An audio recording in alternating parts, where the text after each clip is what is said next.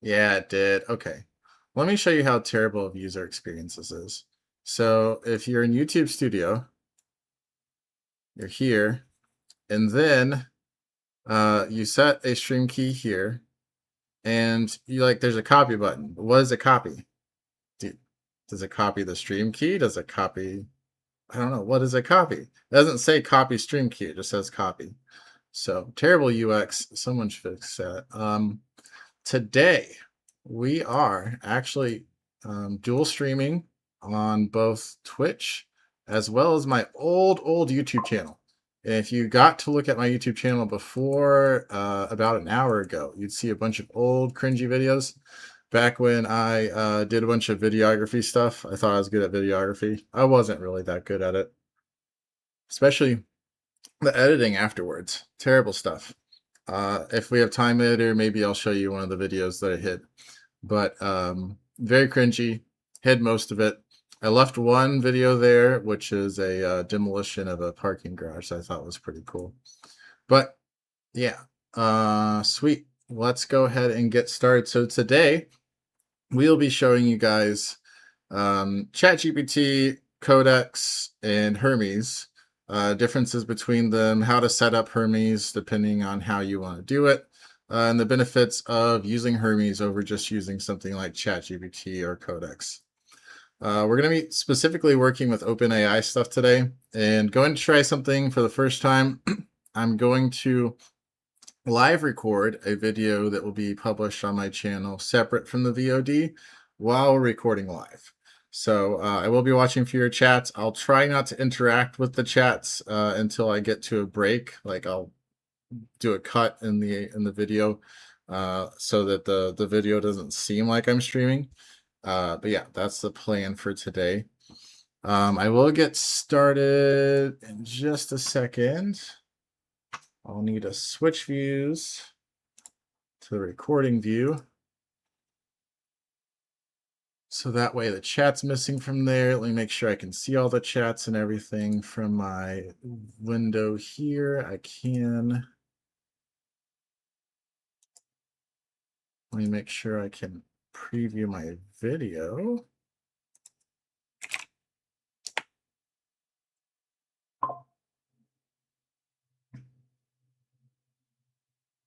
And I can. Perfect. Okay.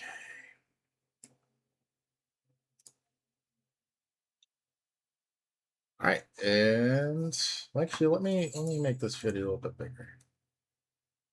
Yeah, there we go.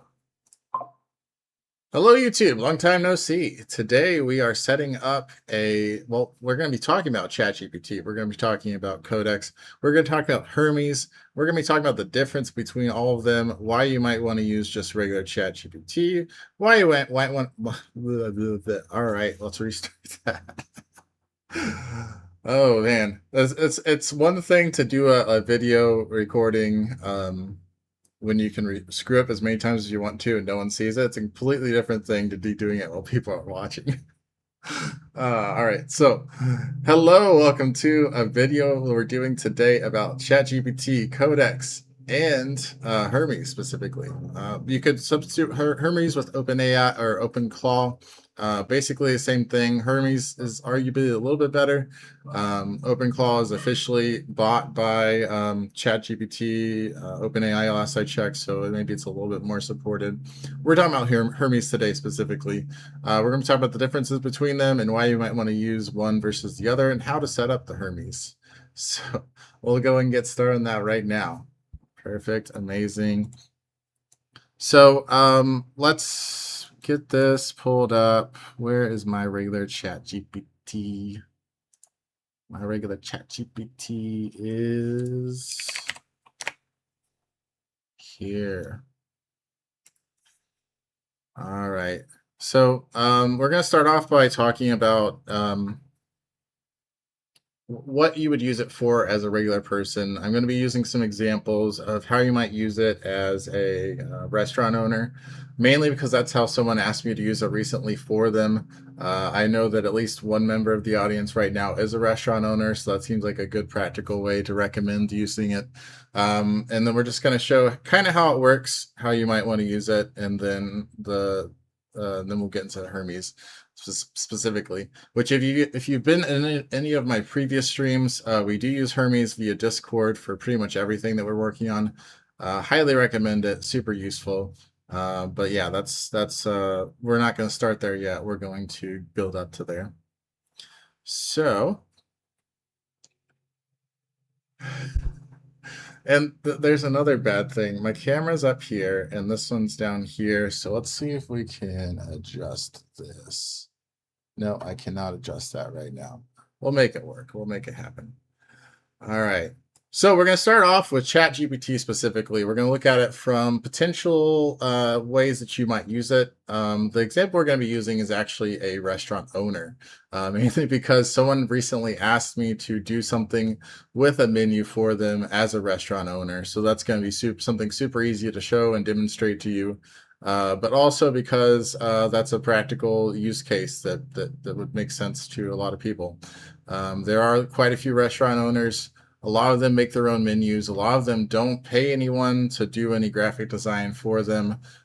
So something like this could take them from using an archaic program like CorelDRAW to using something that they don't have to put any effort into, but will actually make high quality output. So what I'm actually going to show you is something that someone sent to me that was their idea of a menu to begin with. I'm not gonna, I took the name off of the restaurant, but this is the menu. So hand tossed pizza crust, marinara, Alfredo, made from scratch. If you look at it, I mean, I think they probably would have organized it a little bit differently. This is more or less what their existing menu looks like, though. They just had some like red lines on it to make it look like Italian or something. But this more or less was their menu. They want us to make this look better. So we can take this and we'll drag it in. We won't copy from snipping tool. So here's our ChatGPT. We're going to drop our pizza menu in and let's say, hey, make this a menu for me that looks good. I'm going to specifically tell it something. And well, actually, no, we're going to, there is something that I would typically tell it right now that we're not going to tell it. I would tell it not to include pictures of food. There's two reasons why I would do that. First of all, the pictures of the food would look very unrealistic. And secondly, they're not going to be the pictures that you're actually selling. There are some examples in which I would say that advice doesn't matter. But for a menu specifically, if there's going to be pictures of food on that menu, you would not want it to be pictures that are not yours. You would not want it to be AI pictures. But we're actually going to see if it puts pictures in there for us. So make this menu for me that looks good. Yeah, we'll just say that. So it'll take a minute to do it. You'll see that I actually have specifically ChatGPT Pro. That allows us to use codecs to its fullest extent. I don't actually have the 20x plan, I have the 5x plan, which is $100 per month. But you can do this with the regular $20 per month plan. You might even be able to do it with the $8 per month plan. I know that the $8 one is very limited. OpenAI also has a free plan for ChatGPT, but that's also very, very limited. Bare minimum, if you're going to be working with it, highly recommend doing the $20 plan, especially if you're going to be using it with Hermes or similar. You can't even use it with Hermes if you get the $8 plan, I don't believe. So we can actually take a look at what it's thinking here while it goes. And this is going to be a little bit more of a pro view, I think, because it's using the pro version of GPT 5.5, I believe. But here's what it's thinking about. User wants a nice looking menu, probably based on a screenshot they uploaded. I think they want a polished design. They want some menu design, but I need to include exact text and prices, so an image generator could risk errors. Needs to fix a few typos like deep fried to deep fried, broccoli. Broccoli? Is that really mistyped in there? Yeah, it is. Oh, that's funny. That's another downside of using those programs like, let's say, Photoshop or Publisher. A lot of times, especially Photoshop, for the longest time didn't have autocorrect on spelling or spell check. I don't know if it does today, but the program that she's using, I'm pretty sure doesn't use spell check. So broccoli can easily end up in there. Also weird formatting with money. The note celiac might need a small tweak, but I'll leave it semantics. So it's not actually using a generation program exclusively for this. It's actually generating it using Python, which is probably a little bit smarter. You might get more consistent results that way. But we'll see how it ends up looking. It's also invoking a PDF read skill, which I'm not sure why it's trying to read a PDF. Did it generate a PDF based on the image? Doesn't look like it. Let's see what it's continuing to think. So I'm thinking of creating a one-page menu. Perfect. Export is both a PDF and PNG. I'll use a safe generic title like pizza menu. Avoid a business name unless the user specifies it. I don't want to specify here business name, so we'll just not do that. It's going to organize it. Choosing the font. It's doing a whole lot of thinking before it makes it, which is probably a good thing, but I kind of wish it would get it done faster for the content, right? And this is the point where it would probably just speed past if in the actual video that we post. But let's see. There is an analyzed image. I'm not sure if that's what it is making. Hey, Alaska, congrats. Thanks for joining. I'm glad you could join us today. Oh, and am I muted on Discord? I'm not muted on Discord. I'm sorry. So I do have a Discord chat up with these guys, and I normally mute myself in it so they don't have to listen to my voice twice, but failed on that one today. Still taking forever. Rendered one page.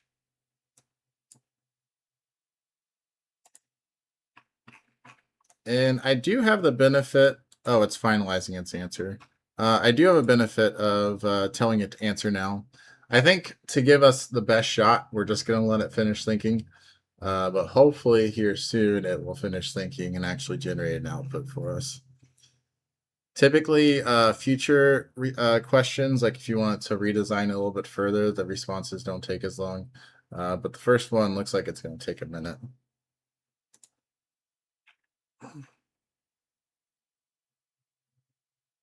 There we go. All right, finally got a response. It gave us a PDF version as well as a PNG version. We will download the PDF version and take a look. Sorry, I had to drag a window over here. Let's open in Brave. All right, so here's the pizza menu that it made. Logo at the top, a little bit smashed. Specialty pizzas. I actually like how it did it. It separated standard crust and gluten-free crust. Did a nice little gluten-free image there. Have a barbecue chicken, a chicken Alfredo, standard crust, cauliflower crust. And the breadsticks at the bottom could look a little bit better, but not terrible. I will show you another version that it generated for me. Give me just a second, because I was screwing around with it on my phone. I like the version it made the other time a little bit better.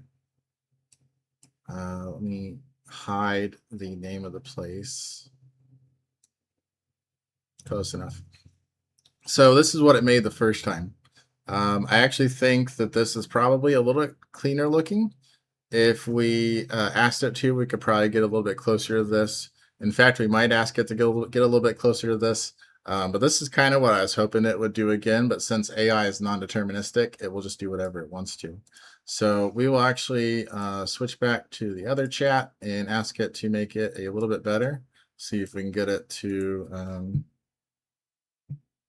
well, we'll say make it look fancy. Can you make it look a little fancier? Like a menu at, does Cheesecake Factory have fancy menus? Let's say Cheesecake Factory. I feel like they have nice looking menus.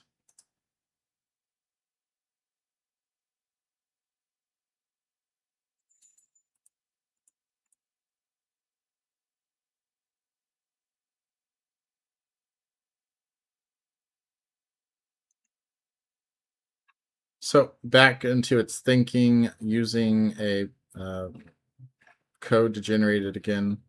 Actually, next time we go through, I'm going to ask it to not generate using code, just because I think that that will give us a better looking result. The fact that it's generating it with code will make it look more like a first grader using Microsoft Word. We'll let it finish this. We won't let it think for as long this time. Yeah, I think it's trying to think too hard on this. We'll make it answer, and then we'll have it use non-code to generate it. So I told it to answer. So that basically forces it so it whenever it finishes its next thought, the next thing it will do is actually do whatever you told it to do. That's a newer thing. I don't think that was there originally, but I also don't use the actual ChatGPT app too terribly often. I typically use Codex or Hermes.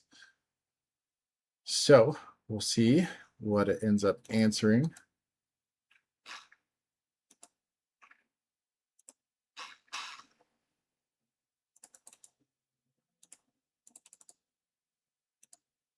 Super slow. So while that's going on, we'll talk about the difference. Okay, we're gonna have to edit that. I want to be looking up here when I'm talking, because we're going to be posting it. So while we're waiting on that, let's go ahead and talk about the differences between ChatGPT and Codex. So Codex is a code version of ChatGPT, but it's not always used for code. Anything that needs, let's say, structure would be better done in Codex. So typically what you'd end up doing is for everything that you consider a project, you'd make it a folder. That's where it would store all the files related to whatever your project is. So let's say that you had a project that is, continuing with this theme, a restaurant. So your restaurant would have the current version of all your menus, the current version of whatever your livestock is, or if your stock is, let's say, based on a website, where to find that stock on a website, how to pull it down, stuff like that. Let's see what else. What else do restaurants have? Let's say logo. So like if you want your logo to be on the stuff that it generates, your logo would be there. Any type of graphics associated with your business. Any fine details that it would need when generating stuff about your business. So if your business is Italian, and you typically serve a certain type of clientele, you'd have that information available to it all the time. If your business is a bar and you have a bunch of TVs and you stream sports, you'd have that information to it available all the time. And now that it is finished, let's take a look at what it did this time. Still very lame, very lame. I'm very disappointed, but it kind of makes sense with the way it's generating it currently.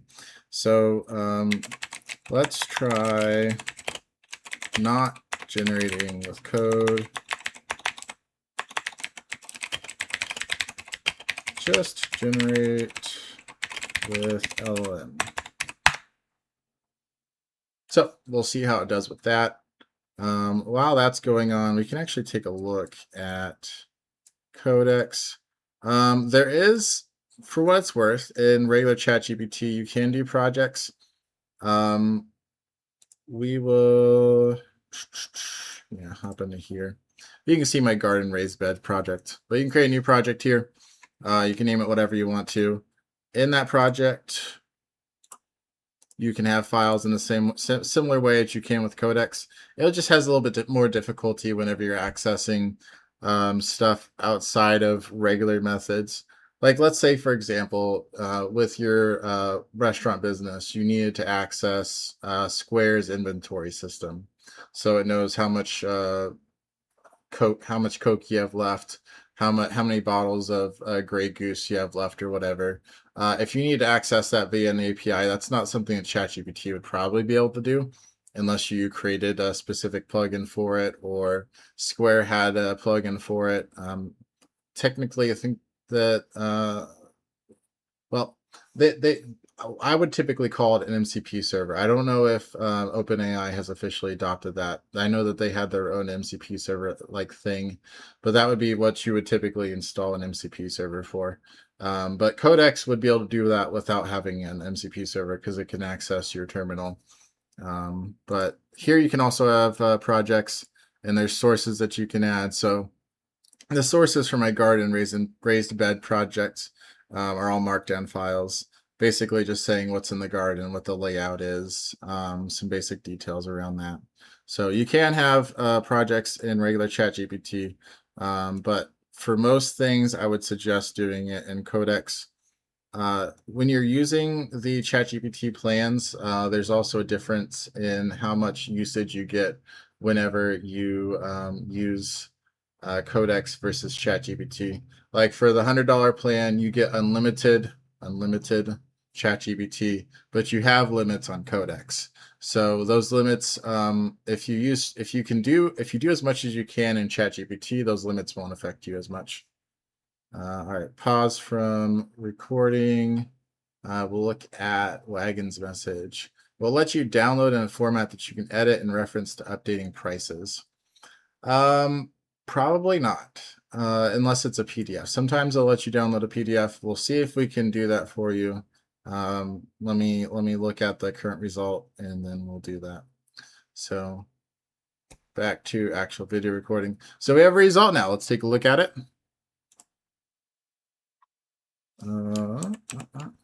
Vintage Italian. Let's make that bigger. Can I zoom in? No, I cannot zoom in. All right, let's download it. Downloads. And open it. All right, this is actually more of what I'd expect to see. So we have pizza, we have hand-tossed pizza crust, marinara, Alfredo sauce made from scratch. This looks awesome. I love this menu. This is probably even better than the one that I showed you before. My only nitpick would be that this should probably be like more over here.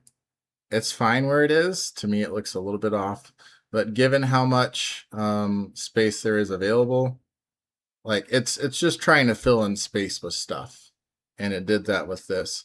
I also really appreciate its use of like a clip art pizza type looking thing. That's really cool.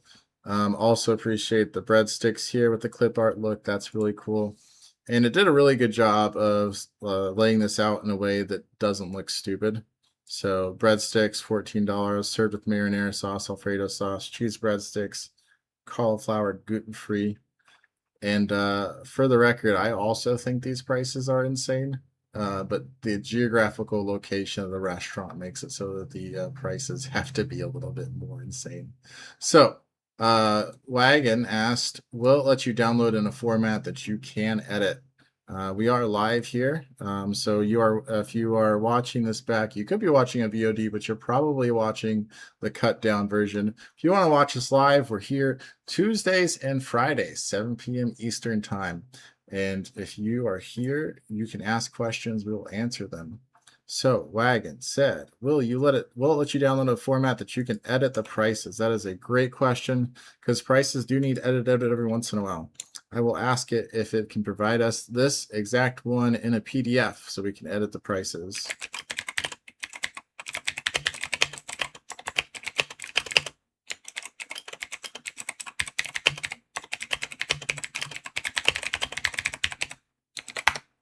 Honestly, I have no idea. I've not asked it to do this before. If it can do it, that'll be freaking sweet. I will say that depending on the fonts, editing this as a PDF could result in the numbers looking different.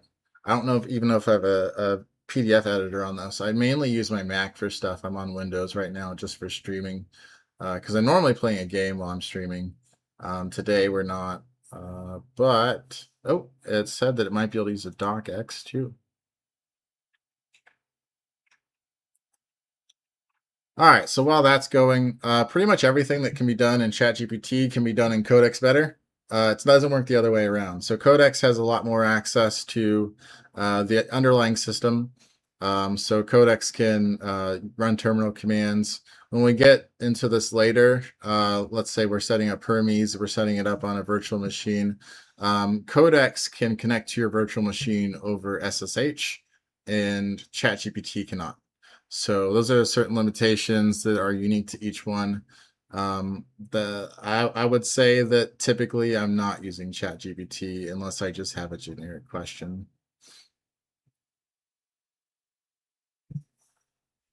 So it's trying to use Canva. I do have a Canva connection. I don't know if that's a great idea. We can try it. I'm not even logged into Canva here. Hang on a second.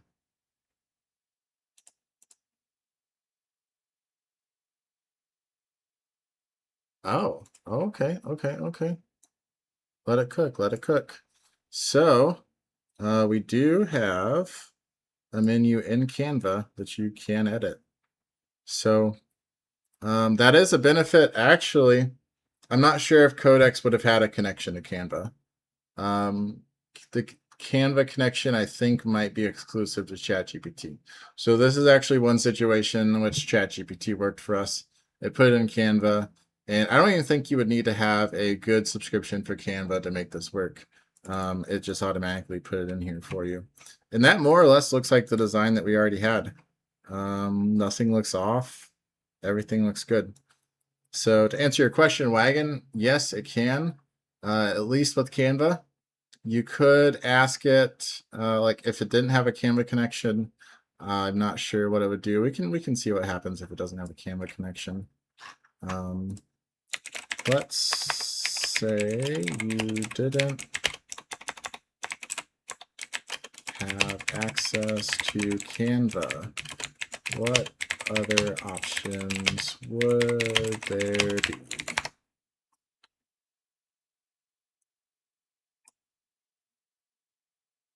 Is it smart enough to automatically add all the health department disclaimers or stars, or example, consuming raw undercooked meat? I don't know if it's smart enough, but I'm sure that it could add those for you.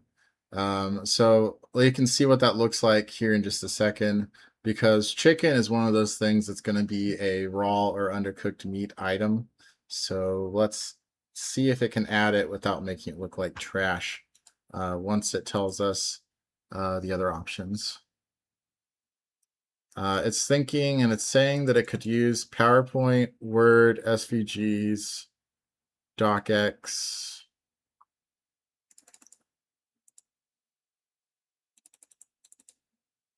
So yeah, it's thinking PowerPoint, which I guess could work. PDFs, SVG. Okay, you're saying eggs and Mr. Steak allergies. Guessing it's a typo. So let's see if we can make this menu that has chicken, which is a meat that could be undercooked. Actually, I'm not even sure if chicken would be in that list because typically you wouldn't cook chicken to a certain temperature. But we'll assume that it is. Let's see. So on that Canva menu, can you add the necessary health department disclaimers?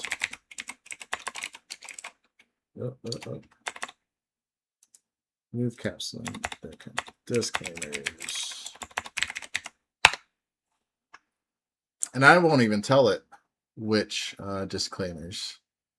So we'll see if it knows which ones it needs to add.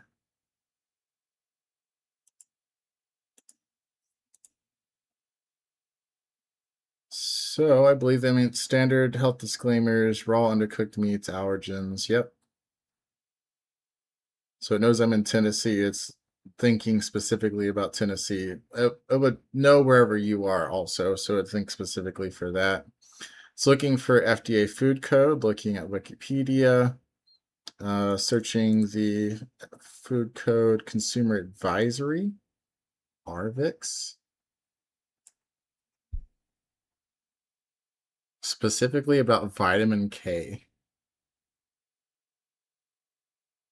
Is that a real thing?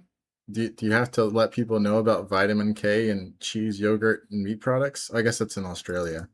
That's why. Yeah, that would be new to me. It wants to know if it can use Canva. Yeah. Sometimes. See, I'm learning things every day here.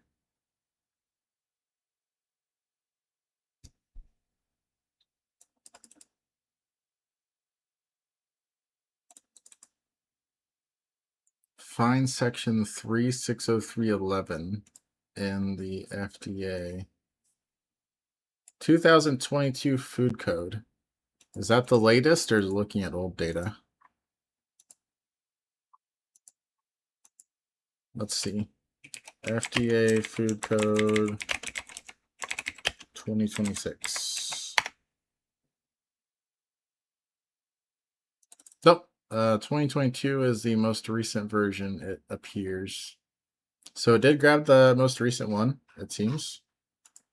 And that's something that you'll have to do, especially for something like this. If that is something that is important to you, which I guess it is important to every restaurant, you would need to make sure that it does whatever it's supposed to do for your regulations. Did I not say yes? Yeah, you can do it. Okay, so we'll go back into Canva. Maybe refresh. Did it add anything yet? It did not. It might even be making a different one. Let me pop out and see if it's in a different file. Because when it edits stuff, sometimes they'll just make a copy of that file and then redo it. Doesn't look like it did yet. Okay, yes, please just do it. Stop asking me for access to Canva. Their Canva plugin does seem like something that's newer. I did try to do it. How long ago was that? About a month ago.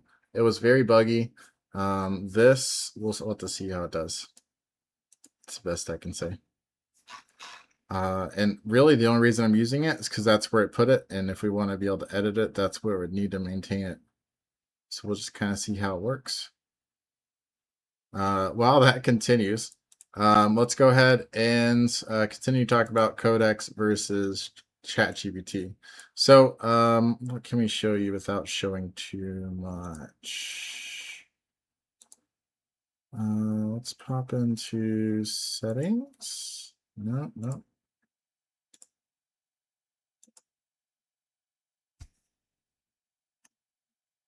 Let's see. Where is apps? So these are specific to ChatGPT. I don't think Codex has the same apps in the same way. I guess we'll see in a second. But you can add any of these apps to ChatGPT. So AllTrails, Booking.com, Expedia, Instacart. These are all super useful things that you can add. These also would theoretically be available in Hermes, but not to the same extent.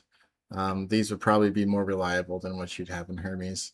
But there are a lot of benefits to Hermes that you would want to consider whenever you're trying to figure it out. Or if you have ChatGPT and you're using your ChatGPT subscription with Hermes, then realistically, you'd be able to use both. So that's what I do sometimes. Like I'll switch back to ChatGPT or Codex, even though I have Hermes available. Hello, Illinois US Enforce 3. Thank you for joining. You are the first viewer on YouTube. We are also on Twitch. I got some people watching over there, but thank you for joining us. We are talking about ChatGPT. We're talking about codecs. We're talking about how to use them. Specifically, we're looking at using ChatGPT as a restaurant currently for doing menu designs and seeing how that looks. It is doing a terrible job working with Canva currently. Also trying to record this as both a live session as well as a video thing I'll post later. So just bear with us here while we wait on it to figure this out. I think it's doing both a mixture of struggling of working with Canva, but also struggling to understand the food code.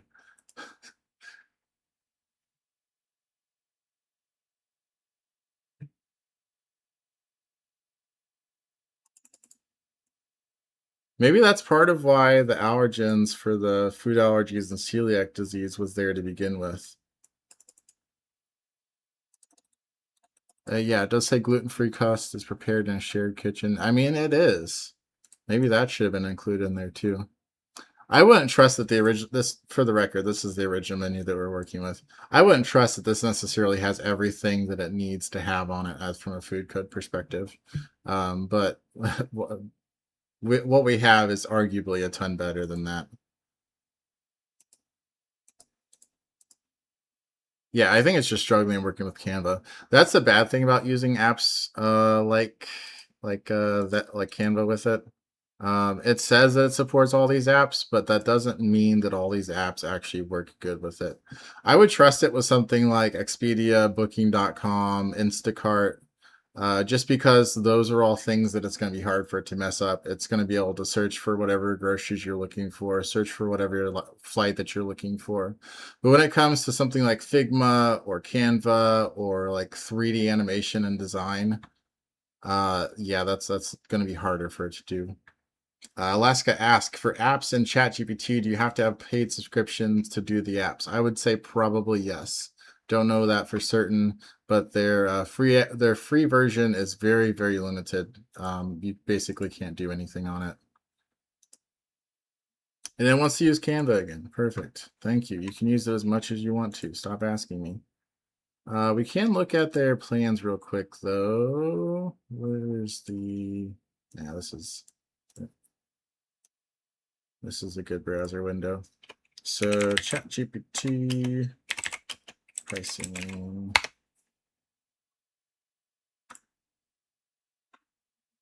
So they're free, limited access to GPT 5.5 instant. So the instant version of GPT 5.5 going to be very quick, very limited in its knowledge. It should be able to do like web searches and stuff.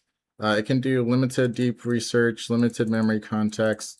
Oh, you do get limited codex access now. I didn't think you ever got codex access with the free tier, so that must be a recent change. Limited slower image generation. So yeah, you can do stuff with the free plan, but the apps open up at...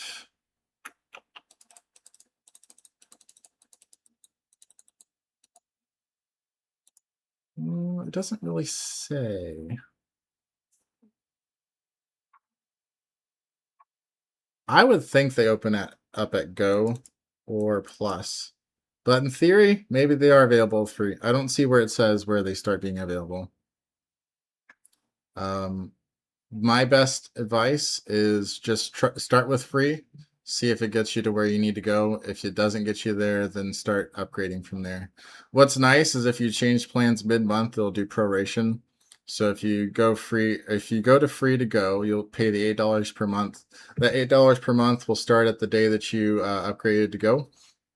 But then when you switch to Plus, if you decide to switch to Plus, it'll have you pay the difference between the two. So let's say that there was 2 days after you subscribed to Go that you upgraded to Plus afterwards. You aren't paying $12 difference. You're paying a prorated $12. So 2 days less of $12, which would probably be like 50 cents or $1. Alaska says, I have the $20 plan. I was wondering if I want to use Photoshop, do I have to have the subscription for that? Oh, you mean for Photoshop itself? Yes, you would have to have a subscription for Photoshop. Any of the apps that you integrate with inside ChatGPT, you would have to have the apps available to begin with. As in codecs. How is this still failing? All right, I'm just going to stop it.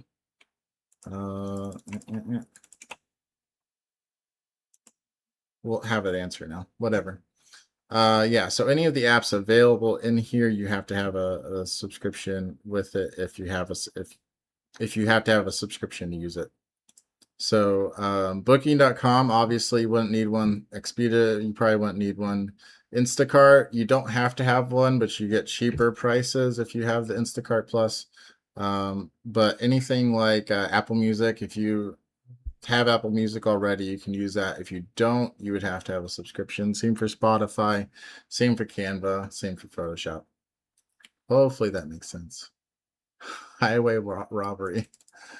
Yeah, but to be fair, it's not them that are enforcing that. It's the software owners.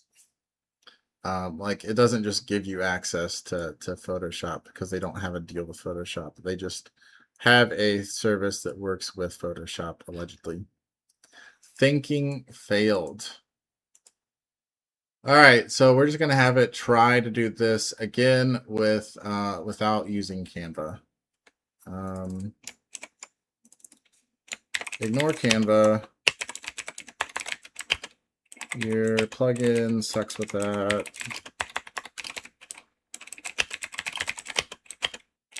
Going back to, and actually, here's something that we can do instead. We can diverge back here before we convert it to Canva. We can do branch and new chat. So we're just gonna have it pretend like it never did Canva. This is our awesome menu. We can convert it to Canva at the end. We can convert it to PDF at the end. Let's say, can you add any necessary food warnings, such as undercooked food?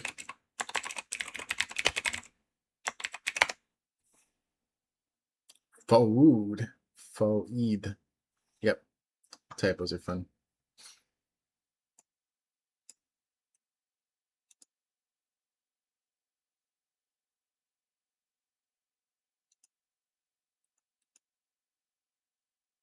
Oh, I didn't even realize who this was. That dude who joined used to work with me. I didn't realize that though. I'll have to figure out how to say hi to him. My bad. My bad, buddy. I just saw that you joined and I didn't look at your profile picture. I am such a jerk. Isn't that nice of me? Wagon and Medic can attest to how much of a jerk I am. All right, so it's going back and doing its research again. Let's see if it finds the same research information. So far, it's not looking up anything.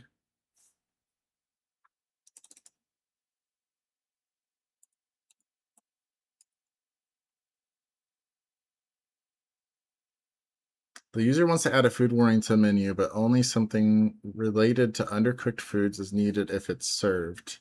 Since the menu doesn't include raw or undercooked items, the generic warning about risk from undercooked meats would be a good add.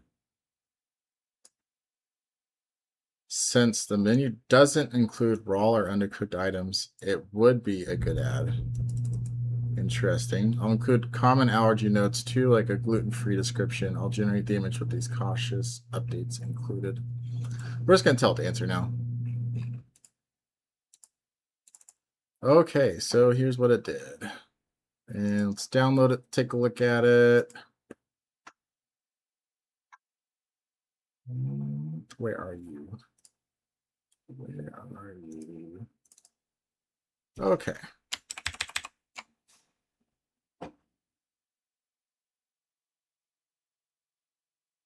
So it did add the please let your server know if you're celiac here. Extra items. Why is that empty? There should be like a $2 there probably. It did add a food allergy notice at the bottom, consumer advisory, but it did not star anything next to it. Granted, I don't know if chicken would need starred. You can feel free to say if I'm wrong there or not, but yeah, I don't know if it would. So I think the answer is yes. I would not trust to get 100% right, but it can pretty much do whatever you want it to do when it comes to menus. Hopefully that's helpful. So that is ChatGPT. Let's take a look at Codex now. So hop down to Codex, and we could actually probably do the same thing just to see what the difference between the two is. Here's the plugins with Codex though.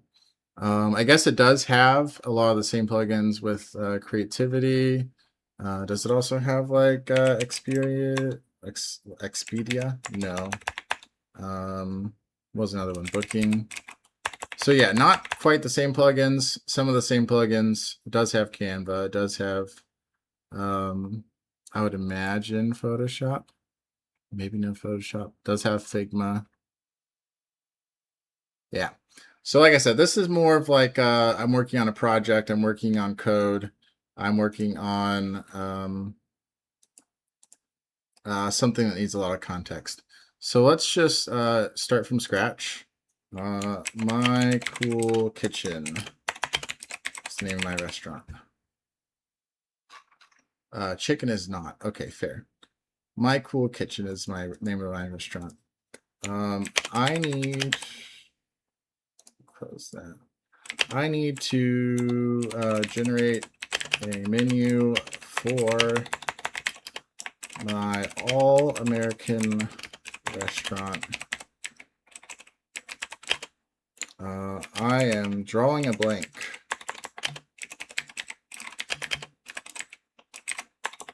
When it comes to what food we offer. So come up with the menu items.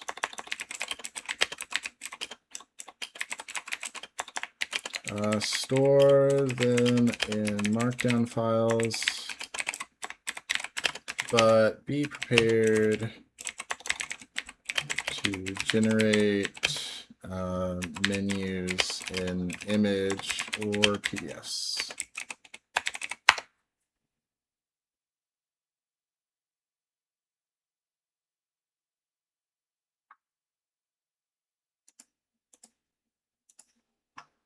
And something, if you're running this in Windows, you can use a regular PowerShell. That's probably not going to be the best way though. In Windows, in the modern versions of Windows, there's something called WSL. It's Windows Subsystem for Linux. You can go into your systems and tell it to use Windows Subsystem for Linux. At the end of the day, it's probably going to work a lot better. What's up, Drew? Congrats on joining. I know it's hard for you to join. So I would probably recommend using Windows Subsystem for Linux if you're on Windows, just because it's going to be a lot more reliable when it comes to generating the items and working with servers and stuff. So we'll go ahead and let it generate this. I mainly just wanted to have some context in there so that we can use that as the basis for more stuff that we're working on. And we can actually see this in Explorer. Right now there's no files in here, but hopefully soon it will write some stuff. While that's going though, we can take a look at some of the plugins that are in here. So computer use is actually going to be something that's useful here. If something is not natively supported, you can let it use your computer so that it can control applications. Also with Chrome, so let's say for example you used Square for your business. You want to have access to that inventory. For some reason Square doesn't have an API or something else that this program can access. You can install the Chrome application, the Chrome plugin here, and then log into Square inside Chrome, and then it would be able to basically act as you inside Chrome, which would be something that could be potentially useful.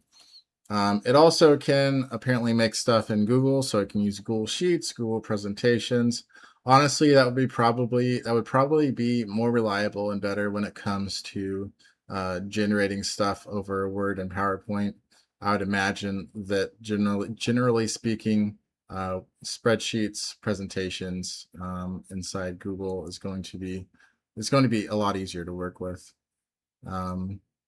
Figma, I have yet to be able to use Figma in Codex. But Figma is a design application that basically UX people use. So we were talking about how YouTube has a terrible design when it comes to showing us how to get the stream key so we can start the stream there. The person that designed that UX probably used Figma or something like that in order to tell a developer what it looks like. So if you have a designer that gave you a Figma, you could actually probably install this plugin, point it to that Figma, and then you would be able to make a application based on that Figma pretty accurately. Even if you're working with Codex and you give it a picture of what the website should look like, even if you like scratch it on a piece of paper or whatever, it's pretty good at making that into actual code. So I'd imagine if it had access to actual elements designed by a UX designer, that it would be super good. I've yet to try that though. I would love to try it at some point. So it made us our all-American menu. Starters, crispy pickle chips, loaded potato skins, buffalo chicken dip. This actually sounds like an American restaurant. Fried green tomatoes. We got some soups and salad, the backyard chili, the New England clam chowder, wedge salad, Cobb salad. Cool. We got drinks, we got milkshakes, we got coffee and tea. Actually, if you wanted to start a restaurant that was an American restaurant and you didn't want to use your menu, it did a pretty good job at generating what I would expect an American restaurant to have for their menu. So let's just ask it to, can you make that into a multi-page menu?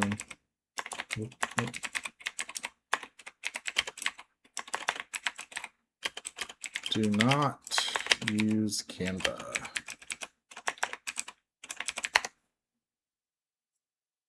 Mainly because I was just having so much problems using Canva earlier. So it's going to do that for us. Hopefully it's quick, but we'll talk about some other stuff while that's going on.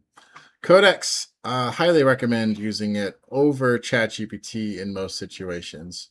Like I said, ChatGPT is going to be a lot more limited. And do I have to? No, I don't have to do anything. Cool. And what was I saying? Let's restart because I'm gonna have to have this in the recorded video anyway. So like I said, Codex, recommend using it in most situations over ChatGPT. ChatGPT is going to be more limited in what it can do, especially if you're doing more programming related stuff. But Codex, super useful. All kinds of access. It can basically do anything that you could do on your computer, including using applications that it doesn't necessarily support. But we can take a look at that at some point, but not today. Let's start talking about Hermes though. So Hermes is what we've been using for all the other streams. And there are some benefits to using it. We'll go ahead and pull up Hermes agent here. Go to the docs.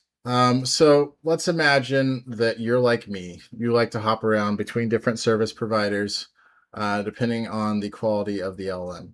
Not a lot of people are like me, but today, if you are to move between ChatGPT and Claude, the supported path from ChatGPT to Claude actually supports importing from ChatGPT, but not vice versa, at least not the last time that I checked.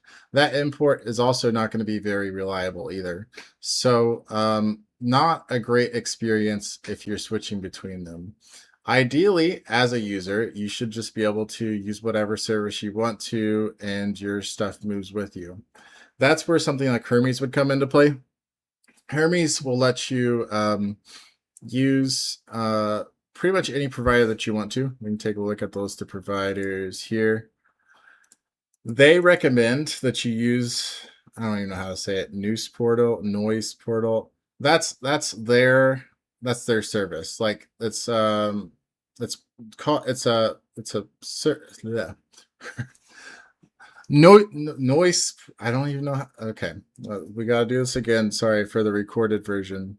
News portal. I'm not sure how to say it. That's their recommended platform for using it. They do have a subscription service that you can use, but from what I've recommended, or from what I've heard, sorry, that it's not good. Like the amount of usage you get is not a whole lot. And the only reason it's recommended is because the company that manages this Hermes agent is the one that runs that portal. So they make some money by doing it. What you'd be using if you were using ChatGPT is this OpenAI here. Minimax looks like their subscription also works here. Maybe QuinCode. I know XAI Grok has a subscription that works here. If you're using Anthropic, unfortunately, Anthropic cut off people using stuff like this. You have to use extra credits to use something like this, and that costs real money on top of your subscription. Copilot, I guess, works with it, or OpenRouter. OpenRouter is basically lets you use any LM that you want to, but it's pay per token use. Part of the benefit of doing this is we use subscriptions to save money, especially if you're a power user. The Discord admins that are in here watching this, they know that we're power users. We try to use as many tokens as we can. If you're just using it very lightly, occasionally for stuff, maybe it'd make a lot more sense for you to pay per token. You just have to be really careful doing that, because you might end up racking up a huge bill. Like you could be doing something that you thought is very easy to do, very low token usage, and then you can end up charging yourself $50 when you could have just been using the $20 per month plan. But yeah, that's some of the options that are available there. Let's hop back over to Codex. Yes, I want you to be able to write wherever you want to. So it's making us a 4-page PDF, front section, mains. So the front section is front sections, burger sandwiches, main griddle sides, and then kids, desserts, drinks, specials. Has write access now, so it's writing that file for us. So we'll see what this looks like, and then we can even try to have it add in the pizza menu that we had earlier. Well, that's going on. Anyone have any more questions or thoughts about this?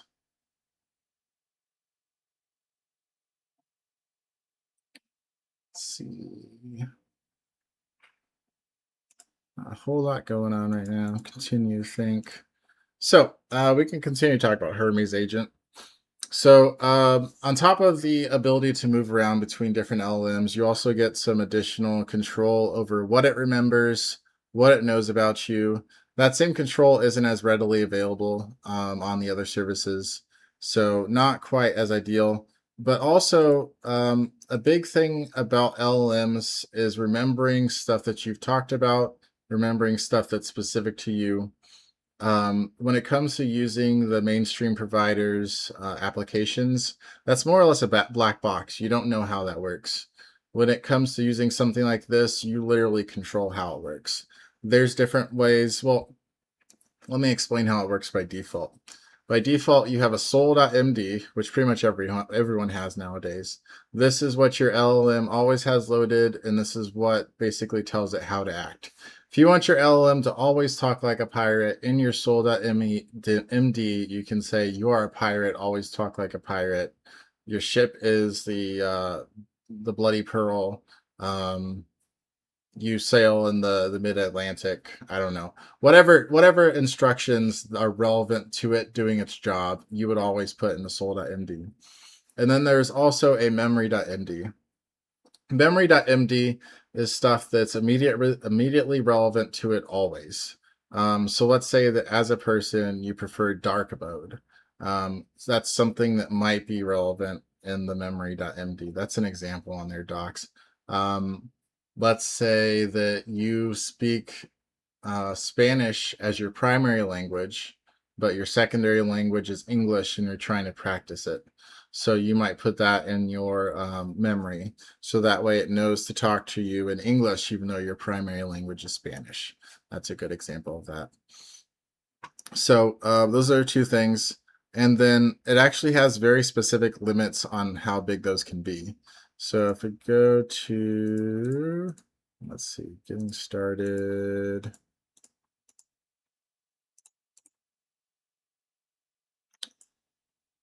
Yeah, so right here. I guess there's also another one, user.md. It has very specific limits on how big these files can be. So that helps you limit your token use. That is also something that's kind of black boxy whenever you're using the mainstream providers applications. So you don't have the insight into how big that can be or how big it should be maintained. You sometimes don't even have readily available access into what's in it. So I'm not going to show you my memory.md in any of these applications, but whenever you look at it, it's typically like a list of facts. Um, and sorry, when you look at your memory in these applications, it's typically a list of facts, and that list of facts can be insanely long. But the bad thing about that is typically all that is loaded into every conversation that you have. So same thing here. All this is located and loaded into every conversation that you have. So memory.md, user.md, the max it can be is 800 tokens and 500 tokens. So every conversation that you have, if you have these plus the sol.md, you're probably looking at 1500 to 1700 tokens immediately used. If you look at the pricing for tokens, OpenAI token cost.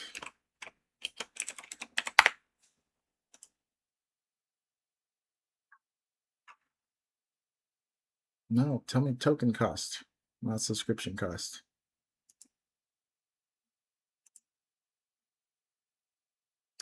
There we go. All right, so prices are per 1 million tokens. So for every 1 million tokens in, it costs $5. If there's a cached input, it costs a little bit less. Your output is $30 per every 1 million tokens. So if you look at it from a cost perspective, calculator, where are you? I hate Windows. If this is Mac, I could just press Command Spacebar and then have a calculator. So let's see, 1 million divided by let's say 1800. Other way. 1800 divided by 1 million.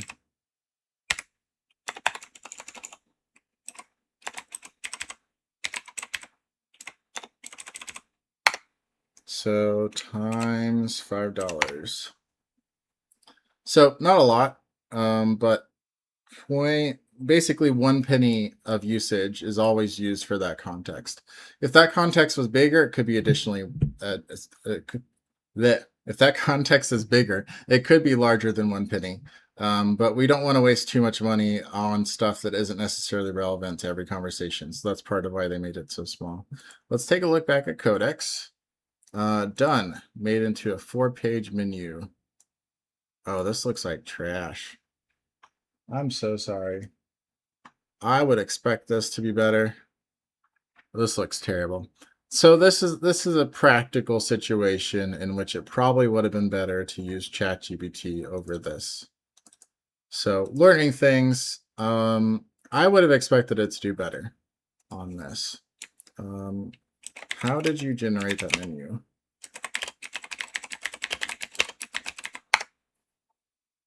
So for context, how did you do that though? I did not use Canva. I built it out local, laying out each page in a simple restaurant design. So whenever we use Hermes, it uses Codex, and Hermes can actually generate some pretty high quality images like ChatGPT can. I'm very surprised that this did not generate some high quality images.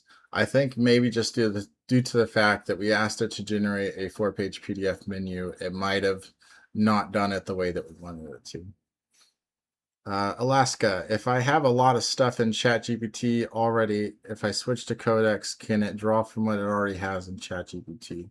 So that is something that is not possible last I checked. Codex and ChatGPT are from the same provider, but they do not reference the same information. They do not have the same plugins. And even let's say that you wanted to use Hermes and that uses Codex as the backend, even Hermes probably wouldn't have access to the stuff that's already in Codex. It's a little bit unfortunate, but you can do something like ask ChatGPT to basically summarize everything in your profile and then export it for you. There also is another way. Let me pop ChatGPT off screen real quick and see if I can show it to you.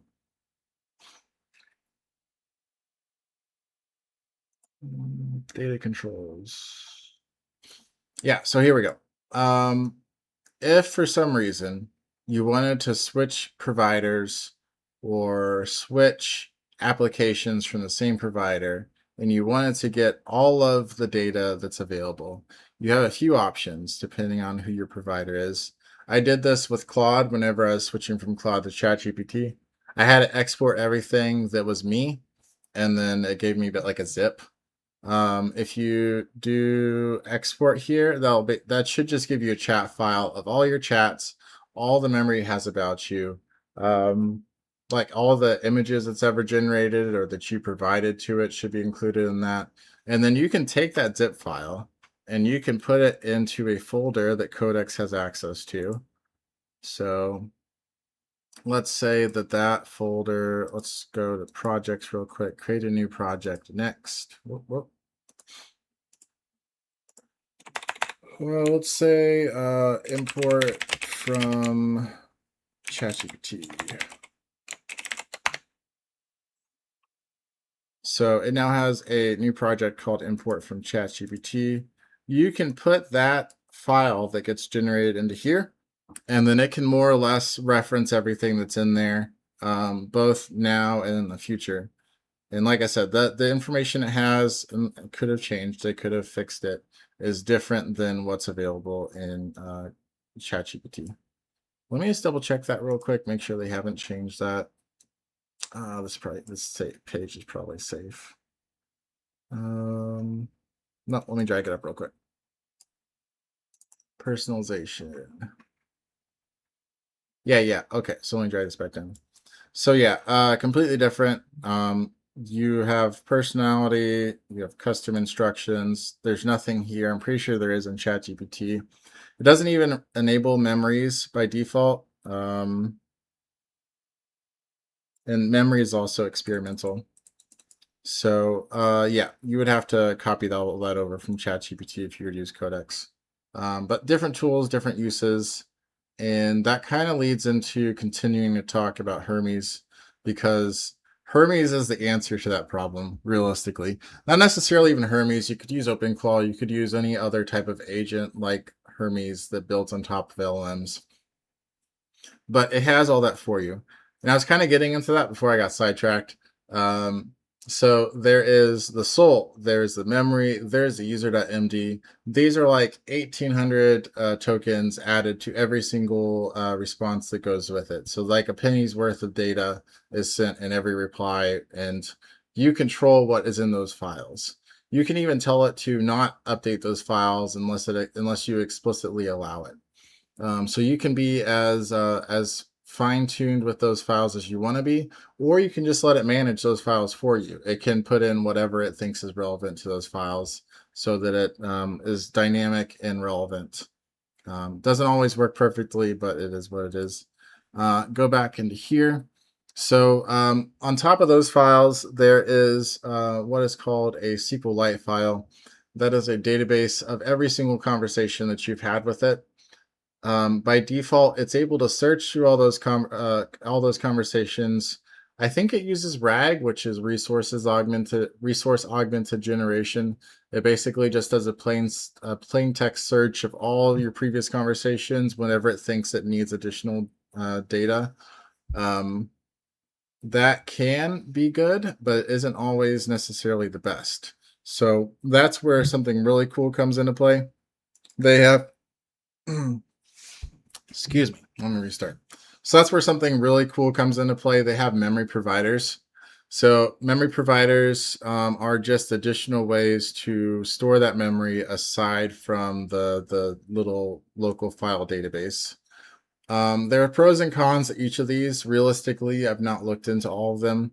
Honcho is one that's pretty popular. Holographic is the one that we use just because it doesn't require any external providers.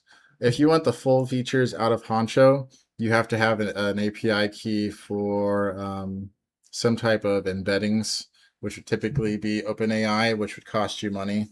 But these basically do memory to the extreme. Instead of doing a plain text search, they use embeddings, and they also predetermine what information is relevant to your chat before you even get super far into the chat. It's kind of hard to explain, but this is where the power really comes into play. I really need to research this more. I really need to get into this more. But aside from just having all of this centralized with whatever provider that you want to use it with, you also have the ability to make it even better than what it already is. And any of these memory providers will probably do that. Each of them have their own costs. Some of them you can't self-host, some of them you can. But really, I think that's probably the biggest benefit of Hermes over anything else. But Alaska, to your point, switching between providers and switching even between tools from the same provider can often lose context. And so let's say, for example, ChatGPT today cost $8 for the plan that you use, or $20 for the plan that you use. We are currently in a market where all this is subsidized. It's kind of like how when Amazon first opened, Amazon was always the cheapest by so much. It was the most convenient. They got it to you in less than a day sometimes if you're in the right market. Today, Amazon is not always the cheapest. Amazon is basically the same price as everyone else. They sometimes get it to you fast, but they have no reason to get it to you as fast as they did before.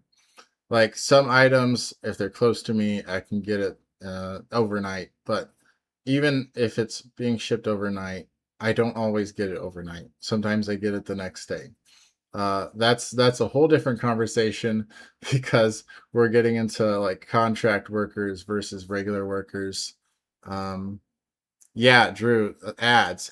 So Prime Video used to be awesome, but then now they added ads to it, and that's just with your normal price Prime subscription. You have to pay an additional $2 or $3 on top of your Prime subscription now to get rid of ads.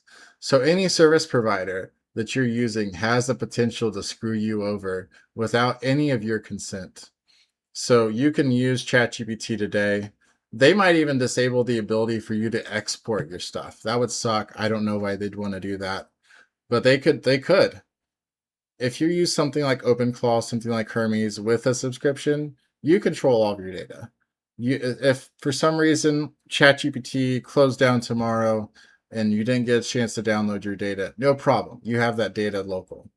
If for some reason you like switching providers, ChatGPT works for you good today, but their latest model sucks.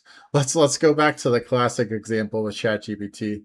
I think it was 4.0 maybe, or maybe the version before that, 3.5 or something like that. You really wanted to have a personal friend, and ChatGPT just took that away from you. Your friend disappeared, and you can't talk to it the same way you talk to it anymore.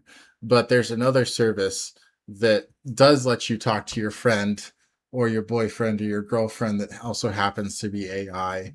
You have that data stored in Hermes. You don't have to worry about exporting it. You just say, all right, use this LLM now. That's the beauty of it. So greater memory potential, especially if you have it configured appropriately, and full data control, switch to whatever provider you want to at the flick of a wrist.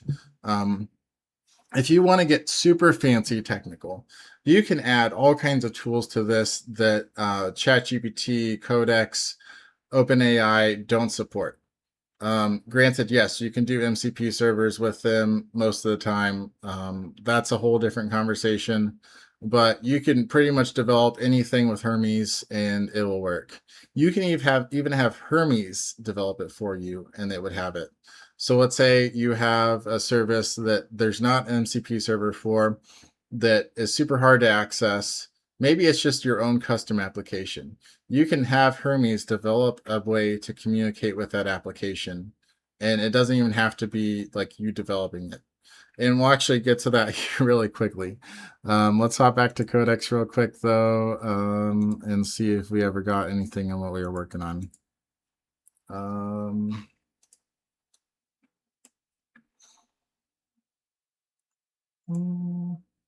Oh, yeah, I just gave us this crap. Cool. All right, so let's talk about Hermes. We already talked about it a little bit. Let's get it deployed. If you are on Windows or Mac, they just released desktop agents recently. These desktop agents will actually be a lot easier for you to utilize than if you were to install it on a terminal. But they have the side effect that if your computer that this is installed on is not available, you cannot use it anywhere else. One of the other cool things that Hermes lets you do is you can chat with it pretty much anywhere. You can chat with it in Discord if you have a bot set up. You can chat with it in iMessage if you have Hermes running on a Mac. You can chat with it in WhatsApp. You can chat with it in Slack. Anywhere that you want to set up that it supports, you can chat with it there. That's something else that's really cool about it. So remote access from wherever. I just recently set it up with iMessage. That's super cool for my personal one. Wouldn't make sense for like FOC for me to do it that way, but for personal, iMessage is awesome. So yeah, that's another cool thing about it. But if you have it set up on your laptop, let's say it's on your laptop that you use for, I don't know, 9 to 5 operations, but after 5 o'clock, shut your laptop down, Hermes goes with it. So what can we do about that instead of doing it that way? We can use something like, do I not have this pulled up? Hold the phone. Cool. So I'm going to show you using Hetzner. You could use DigitalOcean. You could use pretty much any of the VMs. Always super cheap, always super easy to set up. But we'll just create a server real quick. And even if you aren't familiar with using servers, you could still set this up no problem. So we'll go ahead and just create their cheapest one. For most people, you wouldn't even need anything super fancy. We'll just use this one and create in by now.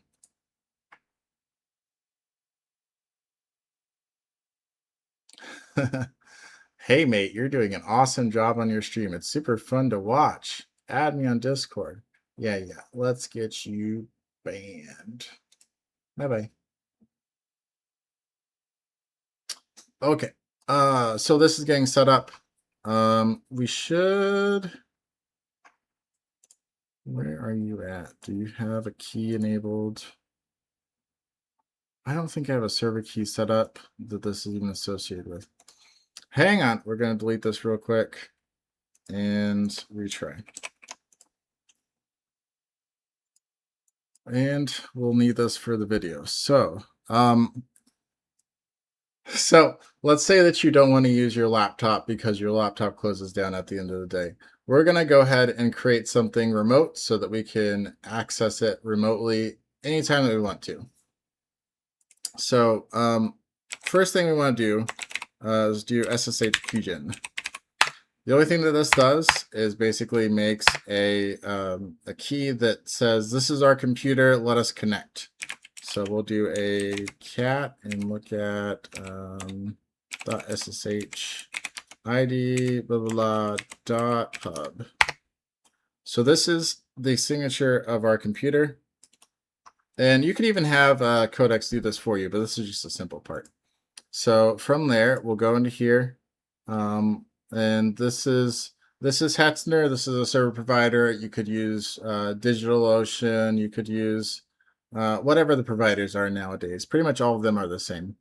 But we're going to go ahead and make a key.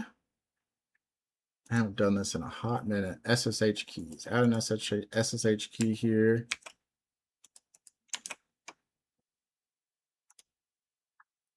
So that's there. And then we can go ahead and create a server. And we'll just do the cheapest one that's available in whatever region, because I don't care. Whoa, whoa, whoa. We just did a dedicated one. We don't want a dedicated one.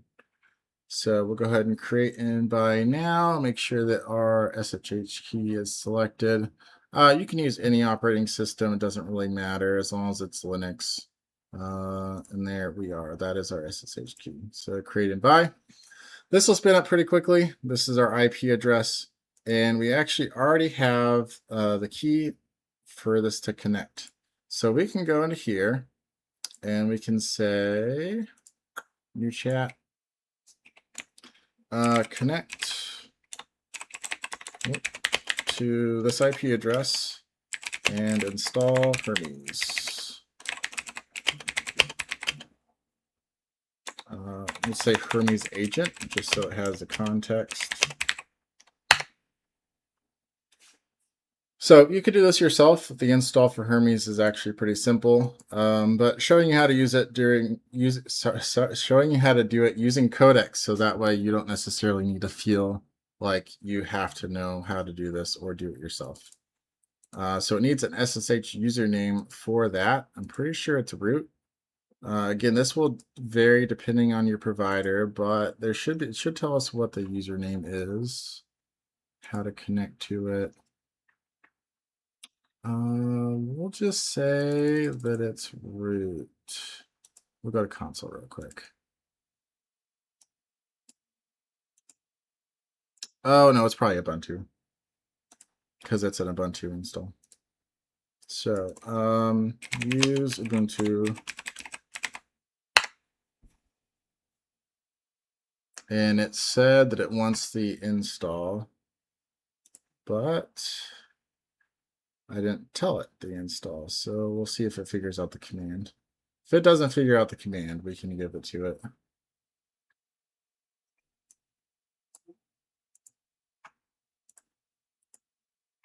And it's just asking for permission. You can actually make it so that it doesn't ask for any permission. Probably not the best, but we'll do that.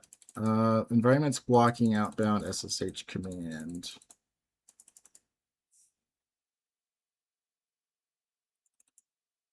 Surely not. Let's make sure we can connect with this in our terminal. If this was Mac, I could guarantee you that this would work. Since this is Windows, who knows?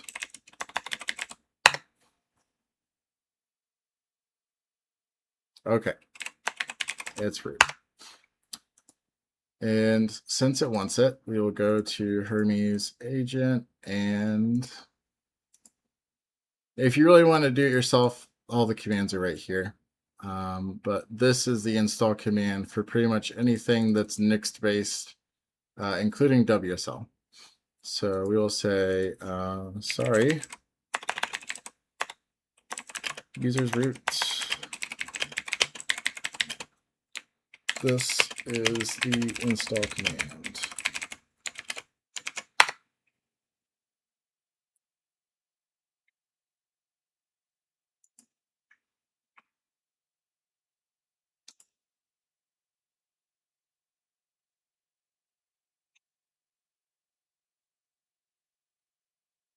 Connection is still being stopped by local execution sandbox. Can you not ask to exit sandbox?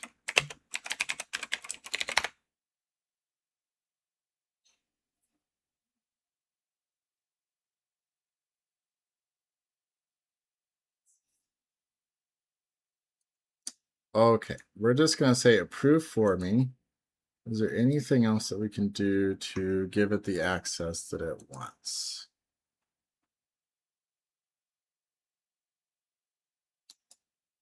Full access. Sounds dangerous.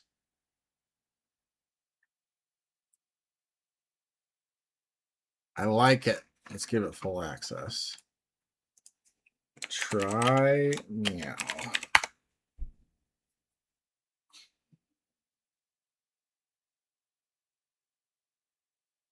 Okay, I don't know if it was the approved for me or the full access, but it seems to think it could do it now.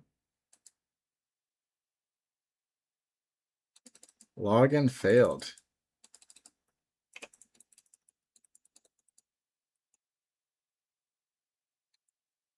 Are you using WSL? That could be why. I did see the warning that said we needed to restart. I thought I restarted it. Okay, that's the problem. All right, so let's exit out of this.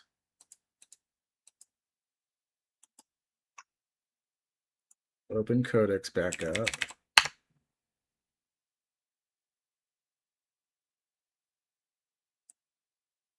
Make sure that it says... Okay. No warning by WSL this time. Cool. All right. Try now. Oh, no, that's a different chat. Where did our chat go?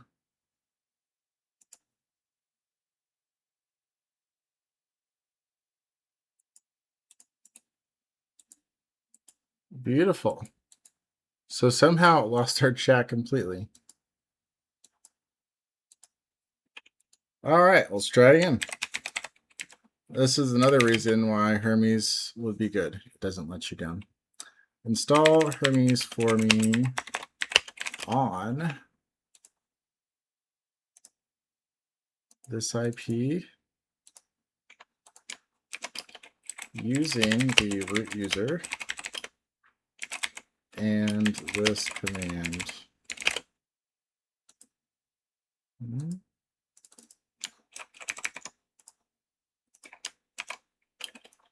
Then assist me with setup. All right, hopefully Windows will work this time.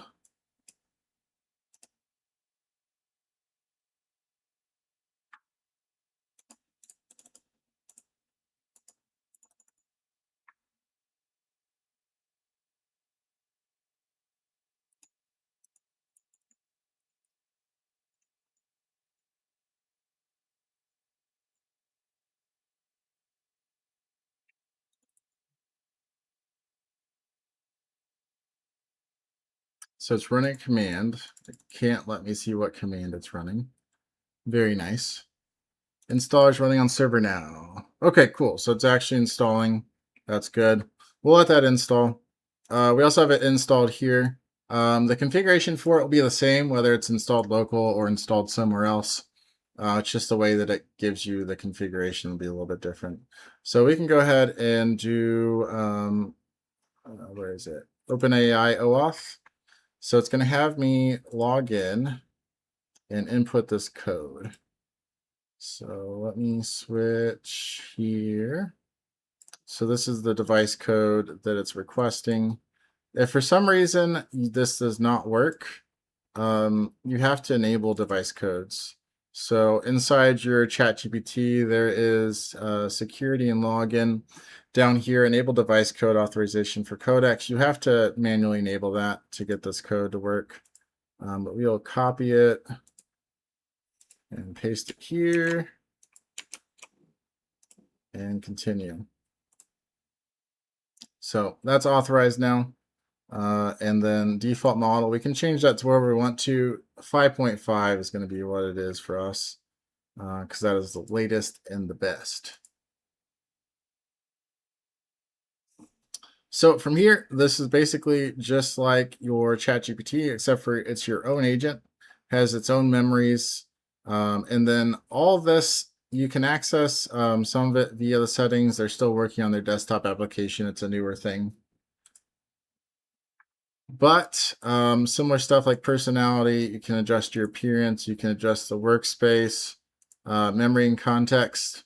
So these are the default memory budgets that we were talking about before. And then you can also change your default or your memory provider like we were discussing. It looks like the memory providers for the Windows version of Codex are going to be different, or at least more limited. There's a list of like 8 that are supported by the Linux version, but the Windows version slightly different. Compression threshold. So compression threshold is whenever is context related, right? So let's say that your the model that you're using only supports 250,000 tokens before it reaches the limit. Typically, if you're conscious about your token usage, you would want that compression to be smaller, because as conversations continue over time, all the conversation that you had with it before isn't always relevant. A lot of it can just be summarized and made smaller. As you continue your conversation, each chat message that you send has all the context before that. So if you think about it, you're having a conversation. Let's say that you reach 100,000 tokens in your conversation. You send a message that uses 10,000 tokens. The next message that you send uses 110,000 tokens in. And then the next message after that, if you add another 10,000 tokens worth of message into it, it sends 120,000 tokens. So the compression threshold is set to 0.5 by default. It's a pretty sane threshold unless you absolutely need to have a bunch of long, detailed conversations in which it retains all of the context. But let's say the threshold was 250. I think I said 50% of that is 125,000 tokens. So once you reach 125,000 tokens, it'll summarize everything that's in that 125,000 token context into a smaller amount, and it'll continue from there. So let's say at the end of that, you end up with 30,000 tokens. You would next message you send 5,000 tokens. That would be 35,000 tokens into context after that message, and so on. So that's what compression is. That's how that works. But yeah, that's all that. Let's see how our installation is going in Codex. It's asking to configure. All right. So it's actually, funny enough, it's kind of forcing me to use the NOI research. We don't want to do that. So we will say, please use Chat GPT sub Codex, please. Steer it in that direction, because we don't want to use their crap. I've heard that the cap on it's very, very low. So yeah, $22 a monthly credits, and you spend $20. You get way more than that using ChatGPT, and that's what I was talking about when it comes to subsidizing. The providers are really subsidizing you right now. You can easily get hundreds, if not thousands, of dollars from a $100 subscription. For the $20 subscription, I would imagine you could easily get hundreds of dollars of usage. But the NOI research one, they want you to pay $20 per month and only get access to $22 of monthly credits. So yeah, they'll get worn out in no time. Don't use that. 100% don't use that right now. It is trying to say that it's restarting it to see if that's an option. It totally should be. Unfortunately, it's not letting you see the command that's run. Normally, you used to be able to see the commands that it's running or the terminal that it's using. That might just be a setting on this, or it might be a Windows issue. I know that the Windows Codex app was kind of trash for a bit, but we will see if it can show us or configure it that way. Let's look at some more of this. So if you're using the actual desktop app, you can use voice with it, similar to you can with ChatGPT. It's overall going to be very, very similar to what you would experience from the mainstream applications. It's just going to be data that you own with whichever providers you want to use. So and a lot more control over memory, which is very important. So let's just say, hey, sup. We'll have it do the same pizza menu trick. Can you make this pizza menu into something that looks good for my restaurant?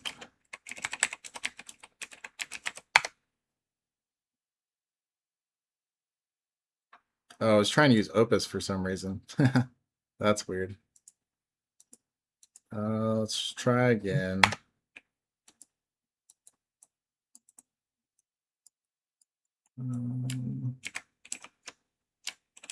Why?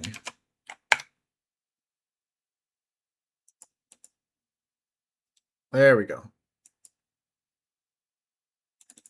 So something that's also good about this, it's not actually, well, actually, I don't even know, because again, black box. So let's think about this logistically. If you have to load an entire image into context, depending on how large that image is, that could take up a whole lot of context. So what's nice about what it's doing here, you can see when I pasted that image into it, it showed you the image, but it told the LLM, you can examine this with Vision Analyze using the image URL. So it didn't actually load the entire image into its context. It's pointing it to it at a specific physical location, and then allowing it to only load however much it needs to without overloading the context. So it's going to do the same thing that it did before. We'll see how it compares to using ChatGPT versus using Codex, but this should act pretty similar to ChatGPT in its output. We should get something very similar to that. Meanwhile, we can check in with Codex, seeing how it's installed. And if you want an experience like this, but you want the remote hosting, oh, cool. They finally sent us this. So grab this code. My bad, brother. I didn't realize you were waiting on me.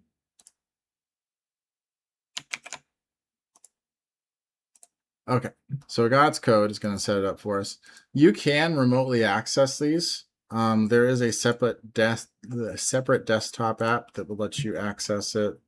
Hermes agent. Let's say Hermes desktop. All of these desktop applications, regardless of what operating system you're on, they are relatively new. They are continuing to make them better. This one might not even be, yeah, this one's not even official. So this one will let you connect to a remote application running Hermes. So we can download setup.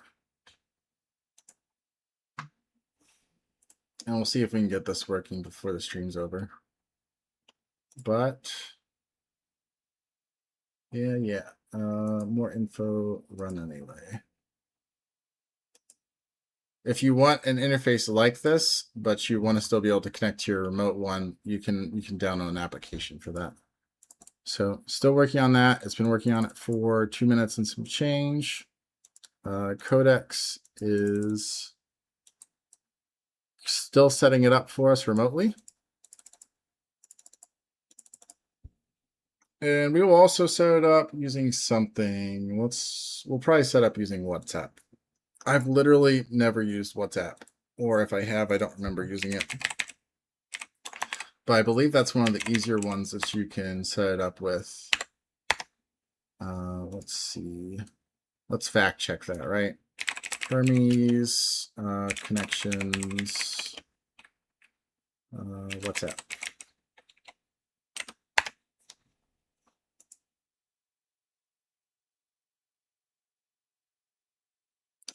Bridge based on Bailey's. Nope, probably not that one. Telegram. Telegram is the easiest one. So we will log into Telegram real quick, and that's how we'll interface with it, just to demonstrate interfacing with it remotely aside from that.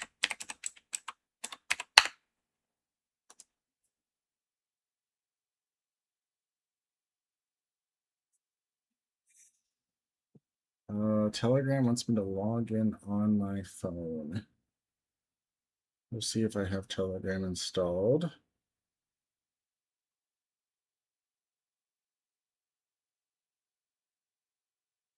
I am doing this off stream.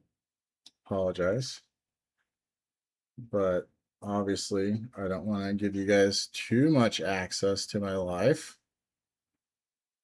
This code being allowed by someone in your Telegram. To confirm Telegram login, please go to Settings, Device, Add Code. Okay.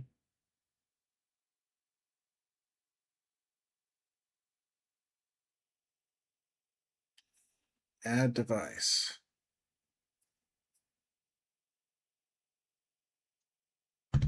Okay, cool. Let's not dox anyone. Let's see if we can archive these real quick.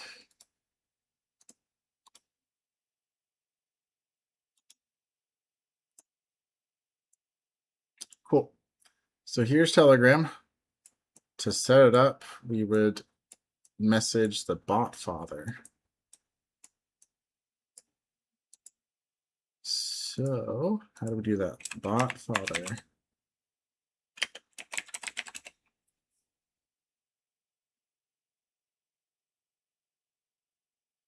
Really?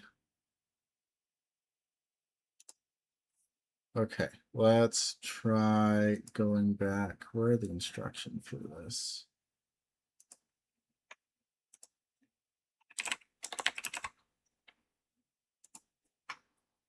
Okay, we can just go here, allegedly. Start bot.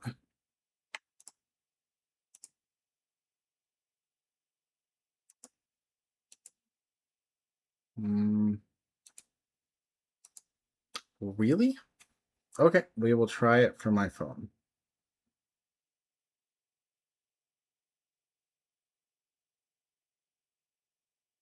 Start chat. Bot father.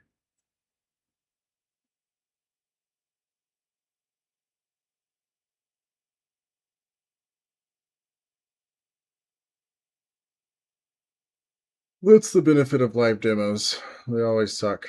Telegram. Hermes.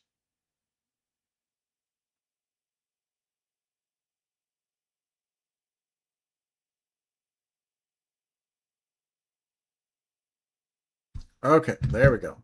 So I just had to open it on my phone, then we can open it here. New bot.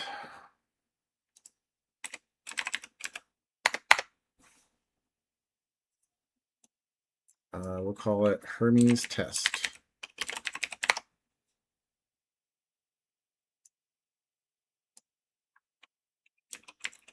Hermes test random name bot. So it's going to have to be globally unique. So very good. Here is the token. Congratulations, anyone live. You can see my token. By the time you're seeing it not live, that token will no longer be there. That's fine. And we will use that when we're setting it up. And you can even see that here. Cool. So it is finally set up remotely. Let's go ahead and do this. So please configure Telegram connection.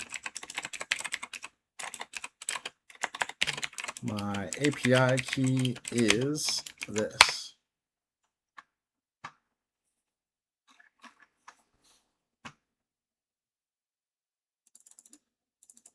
All right, so it's doing that configuration for me. Very cool. You can do similar if you are running the desktop application. So we'll go here and we'll say, where is it at? Skills and tools, messaging. So we can go here, we can go Telegram. Here's our bot token. You would want to do allowed Telegram IDs. So my Telegram ID, if I can figure it out, is, I guess just my name. So my Telegram ID is this, I believe. No, numeric ID. Oh, so we have to message user info bot, which I probably can't do from there. I have to do it from somewhere else. So hold the phone.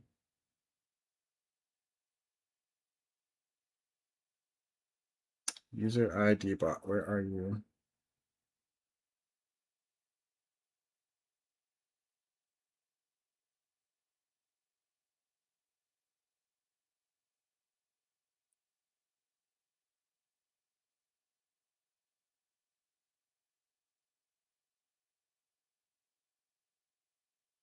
There it is. All right, so it should be popping up. Nice. All right, so there is my user ID.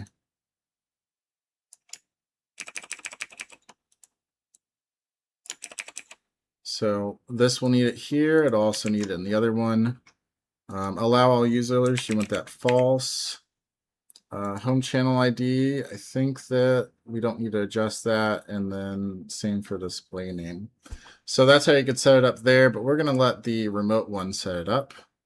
Accepted the bot token. Please open Telegram and send a message, hi, to Termes test random bot name.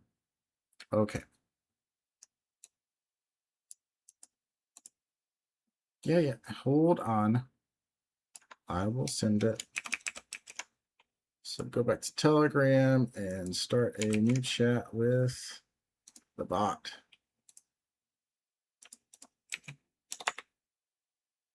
And by default, it probably isn't going to reply because we didn't whitelist it, which is the secure way to do it. We'll try. Hi, nothing. Cool. All right, so let's go back to Codex. Codex. I found your user ID from the bot's start message. Oh, nice. So it actually was looking for me to open the chat, and then it found it. So hopefully that's me and not one of you guys. But I guess we'll see. I guess one of you guys potentially could have been messaging it. Wouldn't that be fun? Guess we'll find out shortly. So it's restarted the gateway. The old warnings are gone. He's sending a quick test message from the bot to my Telegram chat. We'll just try sending a message ourselves. Okay, it's typing. Cool, so it works. It automatically adjusted our compaction, auto compaction from 50%. Realistically, I think for most of the people that would be watching this, 50% would probably be fine. One of my viewers said, my bad, because they said that they were the ones that connected. That's funny. But now, actually, if any of you were to try to chat with this bot, it should lock you out because it was configured to only allow this version to connect. So it is running, it is working, and this is actually the Hermes that is hosted on the virtual machine that we set up. So from here, I don't even know, what's a good skill that we could give it that isn't available by default? Let's say this. I want you to make a skill to add two numbers together using Python so that it's 100% right all the time. So if you didn't know, old versions of LLMs and maybe even some current versions weren't very good with math. So we're actually having it make a skill. Let me take a step back. So a skill is something that that your agent knows how to do. So Hermes is now your personal agent. You can teach it how to do things, and theoretically, it will make a skill if you ask it to do something enough. But you can also just tell it to make a skill to begin with. So that skill basically just says, whenever this person tells me to add two numbers together, I'm always going to use this skill to do it. So this skill, even though it's not needed anymore, it's going to be relatively decent at basic arithmetic, if not perfect. I'm telling it to use a programming language script to do that math. So it is making that skill for me. It's looking at that skill, and it's going to say it's available. Yes, yes. Okay. So let's say that plus 4.3. So it'll tell us that it's using the skill. See, add two numbers together. It's not using the LLM to do that addition. It's using the actual Python script to do it. And since it's using an execute code script, it's going to ask us to make sure we want to do that, which we do. And now it's going to do that math for us. So it even broke it out. It's doing like the breakdown here for us. This number plus that number is equal to this number, which is perfect. That's what we wanted to do. Now let's do something that's a little bit more difficult. So make a skill to pull the weather for my area.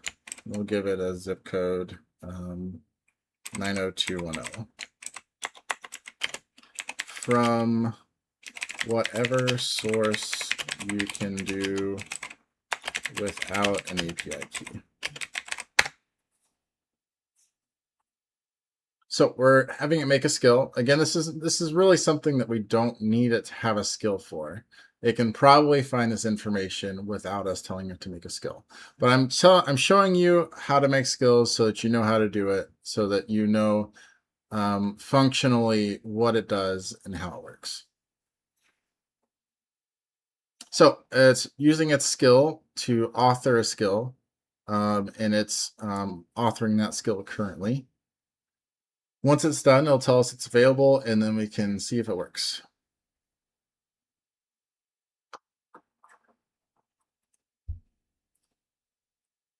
How are we feeling about this so far? Obviously, a little bit choppy to start off with. Switching to Windows from Mac for this type of stuff is not ideal. This will be available, specifically this small, I don't know if it's going to be a small, this area of it's going to be available as a separate video. The VOD is also going to be available if you just wanted to watch through as it happened, but I'll try to cut it down in a video that's easy for people to view and use. But pretty easy. Make sure you have WSL installed. If you don't have WSL installed, it's pretty easy to do. Once you have that installed, you do a keygen. It's just a command, ssh-keygen. That generates this file for you.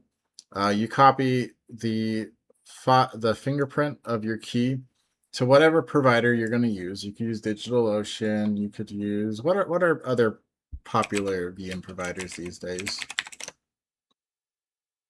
Contabo, never heard of them. You could use them. OVH Cloud, you could use them. Vulture, I've used them before. They were pretty cheap back in the day. I'm not sure if they still are. Ionos, you could use AWS. AWS is going to be the most expensive. Any of these, whichever ones you want to use, they would all let you have a remote server that you can set up and then access from anywhere. And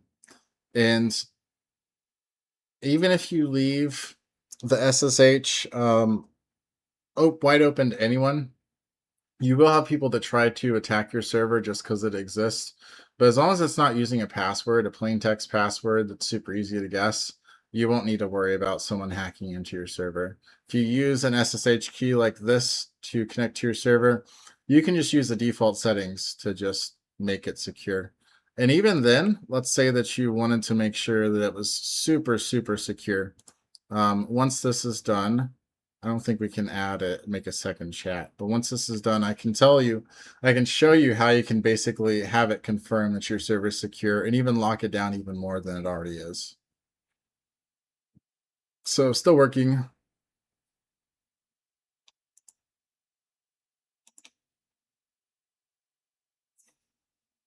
I'm not sure how many things it shows versus Discord. If you've been watching some of the other streams, you'll see that it actually does specific things. Let me see if I can show you. Discord. Show you without showing you, because I typically hide that sidebar. Can't hide it completely. Okay, well, we'll do it this way. Let's see. Where are you? Where's a good one to show? Test 3. Yeah, we'll show test 3. All right, drag this down here. So if you're familiar, this is what it normally looks like whenever we're interacting with it on the stream. It shows a whole bunch of terminal commands. It shows when it reads a file. It shows when it searches files. I'm not sure if it's going to show the same thing on this or not, but it is at least showing some of that feedback that tells you it's working. You can also tell it's working because it says that it's typing here. Telegram, I guess, is a little bit weird. It doesn't show your typing indicator down here, but it does tell you a typing indicator here. So we do have a skill set up now, which will use Python using a non-API key source to tell us the weather in Beverly Hills. Which one is it? It's using WTTR.in. What is WTTR.in?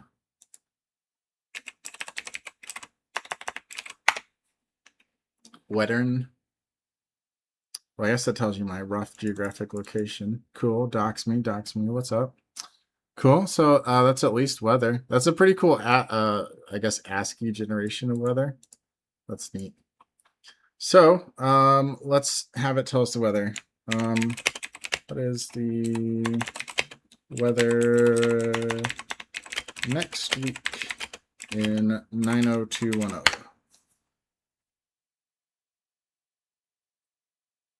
So it's using the skill that it generated to check the weather there. If we just had it make a generic skill that doesn't have a zip code, it probably would use that as well. But since we specified that zip code specifically, that's what it made the skill for. So it's checking the weather for us. And next week, here we go. Saturday, Sunday, Monday, Tuesday, Wednesday. Weather. So just imagine pretty much anything that you would want to do, you can have this do. Even server management. So let's talk about security of the server that we generated. Can you evaluate the security on the server which you are running on?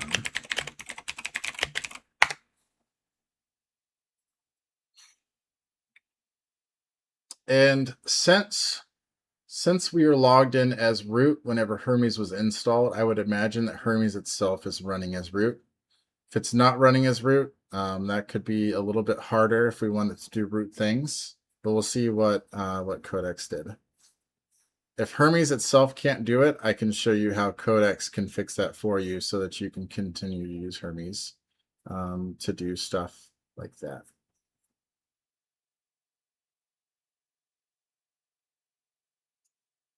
But it's doing some security checks right now. It's printing X outputs so that it can tell you what it's seeing. For all intents and purposes, I'll try to pretend like I don't know what it says whenever it gives us an output so that we can ask it to tell us some more information about that.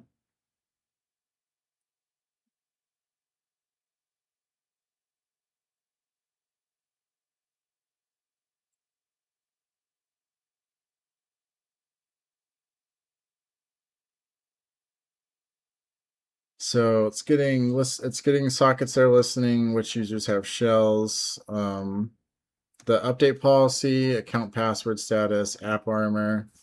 Here we go. Security evaluation of this server. And it made sure to tell you it ran a local non-destructive security review. The unfortunate thing is it wrote it in Markdown, and it doesn't look like WhatsApp will show Markdown. Oh, it does. Sweet. There it is. It looks clean. So OS is modern. It's 2604. That's the latest version. SSH exposed. This is one of the things I was talking about. By default, your port 22 is going to be open. People are going to try to attack it. It's not the end of the world unless you have a unsecure password on root. If you default to using a key like most providers make you do today, with the SSH key gen that we did, it'll be pretty secure. You'll just have people trying to attack. The firewall inactive, that is how you bypass the SSH exposure being a problem. SSH brute force, obviously, we are on a cloud provider. This is a public IP. This is an IP that someone else had in the past, and people are already trying to brute force in. Anticipated, not super concerned. Root login, allowed by key. Typically, you don't want root login to be allowed. Most providers that have Ubuntu or CentOS or whatever as an install will make sure that you don't log in as root. This provider doesn't care. They'll let you log in as root. So that's not great, not bad. Root login, permit root login, prohibit password. That's actually a good thing to have. You don't want the people to be able to try to log in with passwords because by default, it's going to be a lot easier to add to guess a password than it would be to guess a cryptographic key. Updates, there's 40 updates that need done. It does have unattended upgrades enabled and active. It does have app armor. Fail to ban is not installed. If you want to have SSH available for some reason, which if you're using a cloud provider that's modern, I would recommend not having SSH available. But fail to ban will make it so that after someone fails to log in after X amount of times, they can no longer try to log into your server. That's the compromise between having a firewall that completely blocks SSH traffic versus having SSH traffic open and just preventing people from brute forcing you. So my provider, in this case, Hetzner, would highly recommend that considering them not sponsored, whatever. They wouldn't sponsor me anyway. Let me log in real quick. I'll show you what I'm talking about. If for some reason you lose access to your server after you turn off SSH, you can go here, you can go to console, and console literally gives you a connection into your server. So you can always recover access to your server without much headaches. So for us, I'm going to ask it to just lock down SSH completely. That will automatically make our server 500 times more secure. So we will go back to, where are you, Telegram? Too many tabs, too many things. Gave us a whole bunch more information.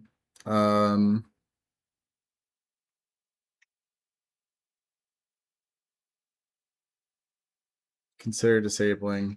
All right, let's just have, please enable firewall and allow no inbound traffic.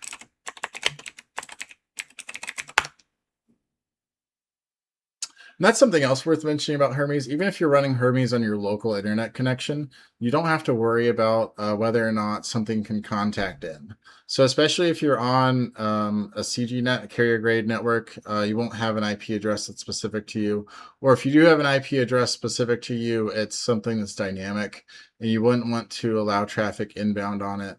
A lot of things require you to do that. This does not, because most of these providers, if not all of them, allow you to make a connection outbound that establishes a two-way connection between the two.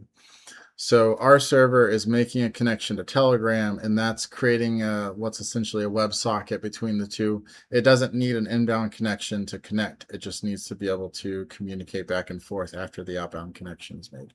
So we are blocked now. SSH is blocked. It's no longer available. And we can verify that by, oh, it already closed. That's because we exited out. We can verify that by trying to log in now. So we can no longer log in. Our server is locked down. We're not going to have people trying to brute force in anymore. That's about as secure as we need to be.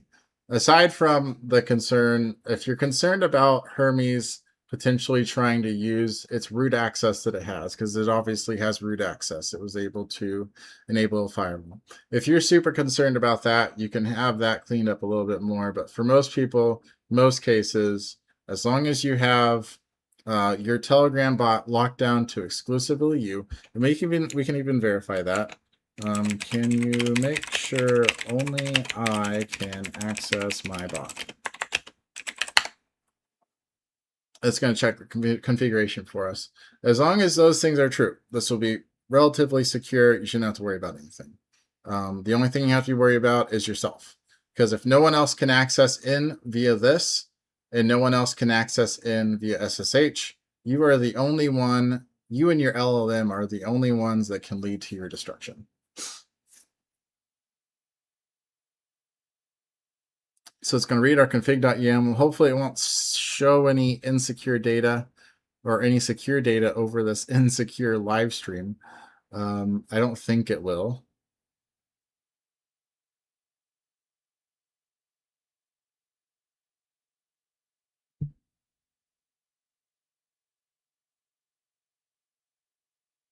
It's using Python to look at some of the files.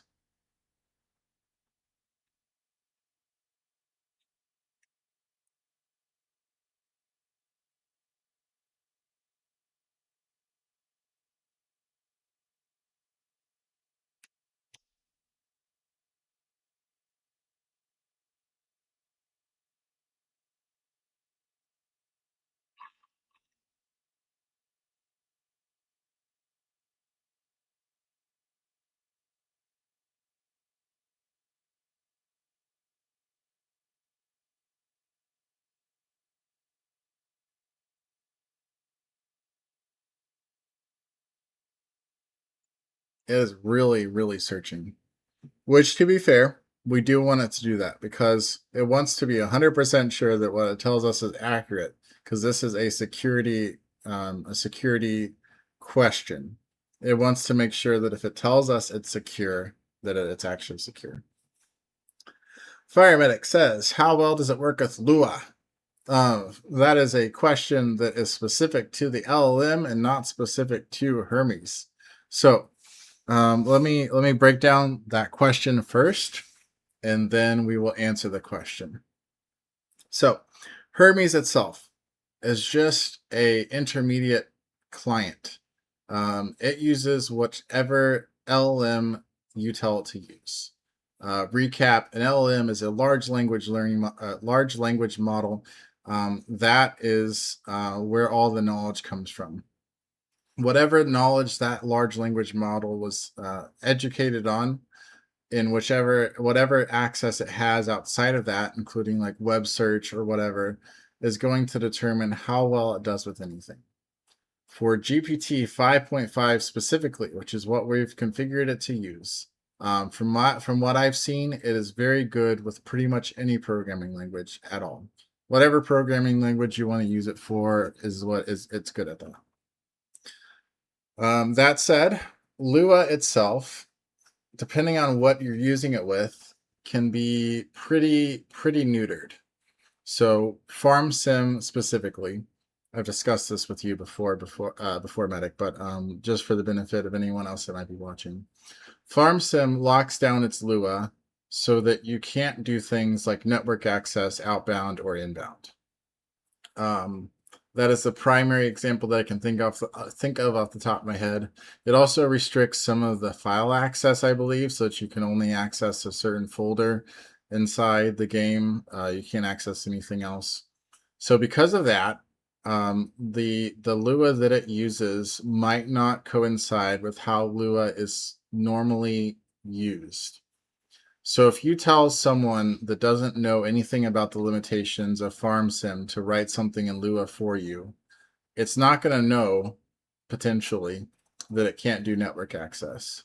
So in the case of our Farm Sim network, we would love to have network access. Network access would make everything 100% easier if we had network access, but we don't. So if we want to communicate inbound and outbound using to do money transfers, to do vehicle transfers, to do anything, any communication in and out of the game, we have to write files to do that communication. So let's say you went to someone and said, I need you to make the FOC mod that does the communication in and out. They might write it using network. When you try to plug that into FS25 as a mod, that won't work. I don't know off the top of my head what it will do, but it just won't work because there's no network access allowed. It might even just say like it's a syntax error with the code because it's trying to use a function that's not available. So if the LLM has access to either knowledge about mods for FS25, or you have information available to it, like let's say the FS25 source code, then you can have it write Lua with that knowledge. That said, from what I've seen, GPT 5.5 is pretty good at writing or updating or modifying mods for FS25. Obviously, there's other games that you might be curious about. I have not messed with mods for those games. I do not know how good its knowledge is on those. And let's do one more thing real quick related to that. I'm pretty sure someone has put the FS25 source somewhere on GitHub.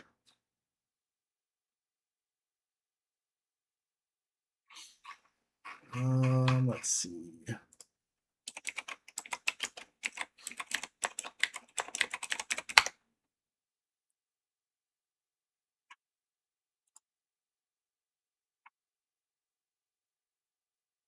That is not useful. It tells you how to extract it. So let's just say that this is the source code for FS25. It's not, it just tells you how to get it, how to extract it. Let's say it is.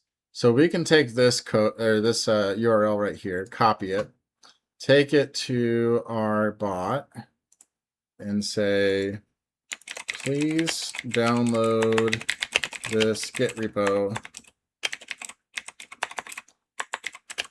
It will be useful for future tasks.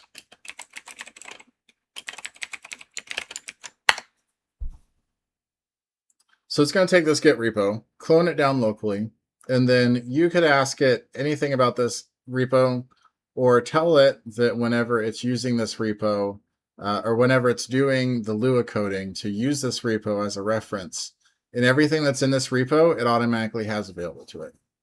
So working specifically with Lua, if the FS25 source code was available in a GitHub repo that I could find quickly, I could tell it to download that, and then it would have access to that as a base for what it's working on. You can do the same thing with pretty much anything, including private repos for code bases that you maintain. So if I wanted to have it download the FS25 code base for FOC, it could do that, and that would be available for it, and then it would be able to work on it. So hopefully that answers your question regarding how well it works with Lua. We went on a little bit of a side tangent, but I think the information I provided is useful context for that. Also, we're getting close to the end of what I had planned for tonight's stream. So if you have any other questions, anything else you want to talk about, anything you want me to try with Hermes, let me know. If you have any questions about setting it up that we didn't discuss. I do acknowledge that some of the initial steps, like getting WSL installed and generating an SSH key, might not be super beginner friendly. It also might not be beginner friendly for you to set up a remote server. Those are all effectively optional. You could set up just on your local computer using their desktop application, and you don't have to worry about any of that. This is if you want an application that's available 24/7 and 365, regardless of if your power goes out at your house, regardless of if you want internet, or sorry, regardless of if your internet is working at your house. This ensures that you always have an accessible bot by hosting it remotely. I would say that's not something that everyone needs. But if it is something that you need, between me and Codex, you should be able to get it set up relatively easy. I believe in you. There was one more thing that I wanted to show. I did want to show there is an application that's a third party. Where is it at? Let's try closing this, open it back up. Hang on.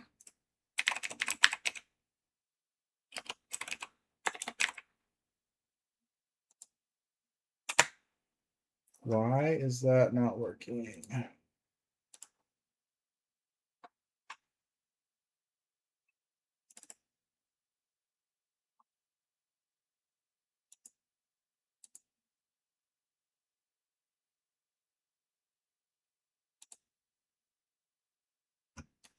There we go. Okay. So this is a third-party application that interfaces with Hermes. We will set it up so that it works with our remote Hermes. This will make it so that you have an interface similar to this one, which is the native Hermes interface, but available local to your desktop. You can set this up on any desktop that you want. We will get it connected though. So, is it already connected? What is going on? Oh, I think it's connected locally to our local Hermes. Or maybe not. Let's see. Why does it have this in here?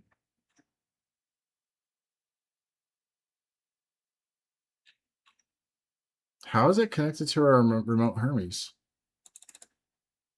It kind of looks like it is. Let's try. No, it's not. Where is this connected to? Hello.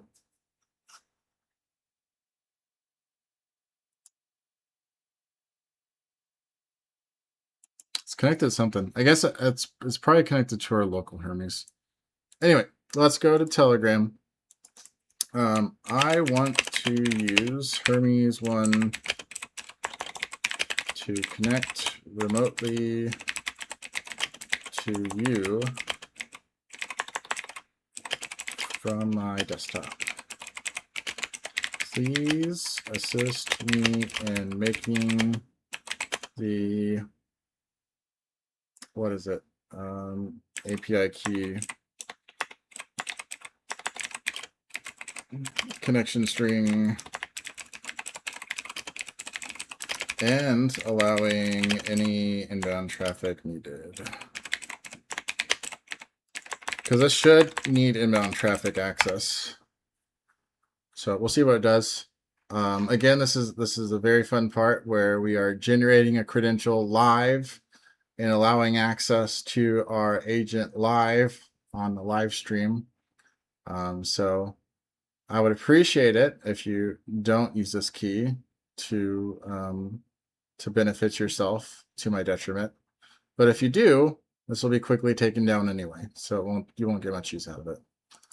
So it is doing that setup for me right now. There is a way, I think they call it an API server. That's what I was looking for right now. You can enable an API server in the settings, and that will basically allow you to interface with it remotely. So let's see if we can get that set up. While that's doing that, let's look at the settings for this. See what it's even accessing. Okay, so it's using the local Hermes that's installed here. We don't want to do that. We want to access a remote one. So it's going to connect over either HTTP or HTTPS, and it needs the API key. And we can do that. Easy peasy lemon squeezy.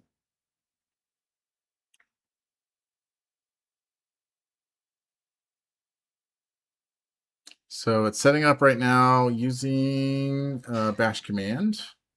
We will allow that.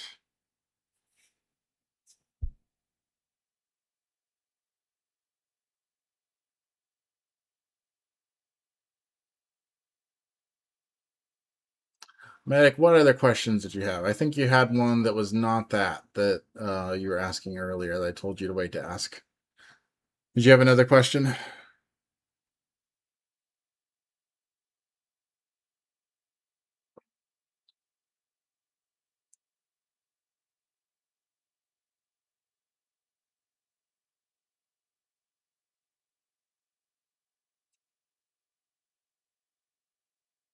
Still cooking, but we're still waiting. You can't remember. That's funny. Okay. Another command. I think that's fine. It's just going to give us the output of what it's set up as.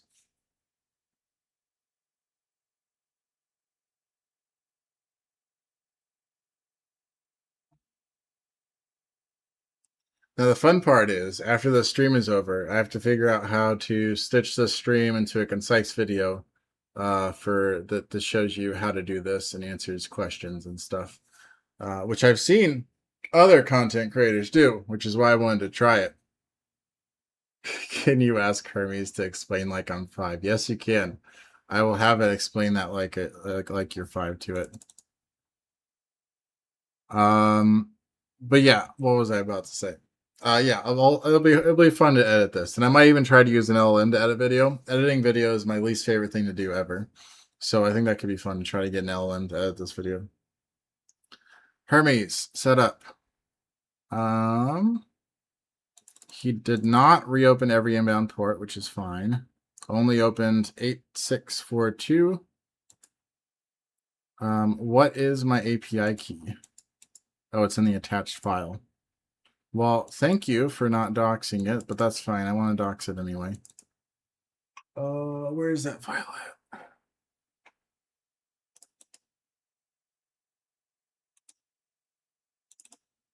Hermes 1 connection.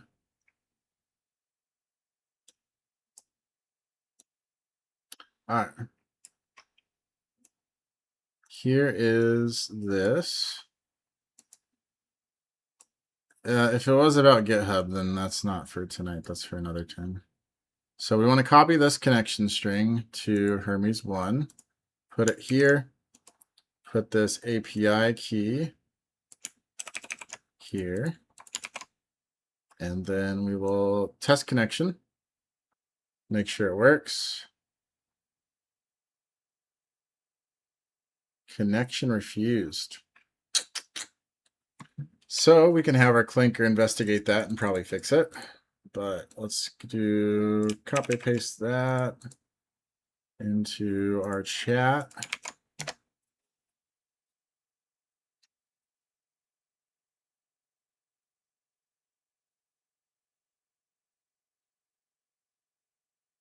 So we do see it's typing. It's going to check the system to see if the firewall rules were enabled successfully. It's also going to make sure the API was enabled. So that's what it's doing right now. It might not have restarted the gateway. That could be the problem. Because once it makes that change, it might need to restart the gateway. I don't see that it restarted it. I don't think I approved the restart of it. We'll see if it figures it out. If not, we'll suggest that it restarts the gateway, but I think it's smart enough that we'll figure it out.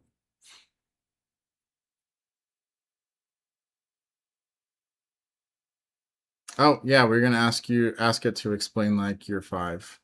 We'll do that in the other Hermes. Where is the other Hermes?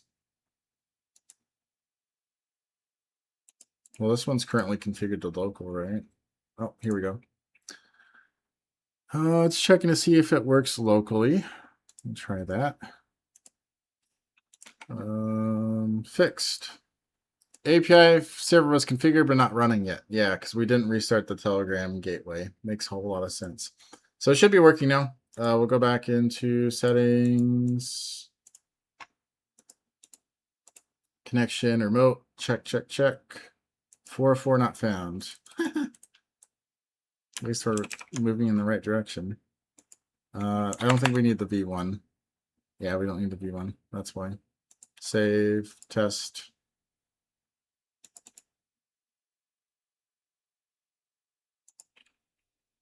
Oh, because it doesn't have the API key more. We'll dox that API key in. Paste. Save, test. Still 404. Throw that in there.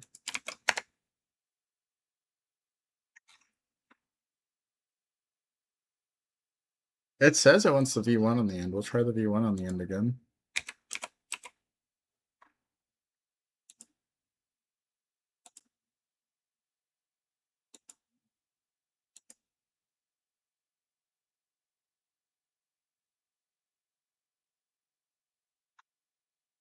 Oh, use the API key again.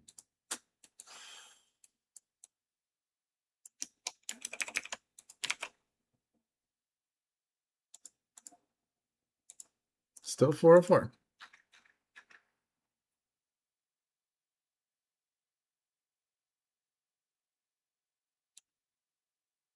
I did.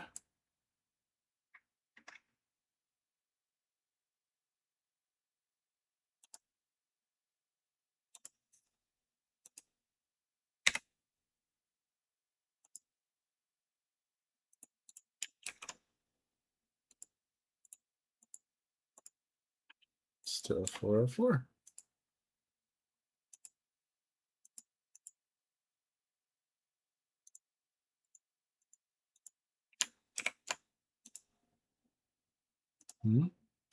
Try legacy.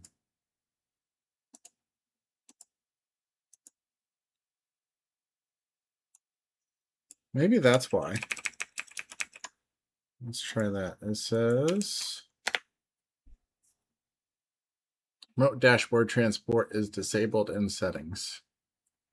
So maybe it needs to change another configuration setting.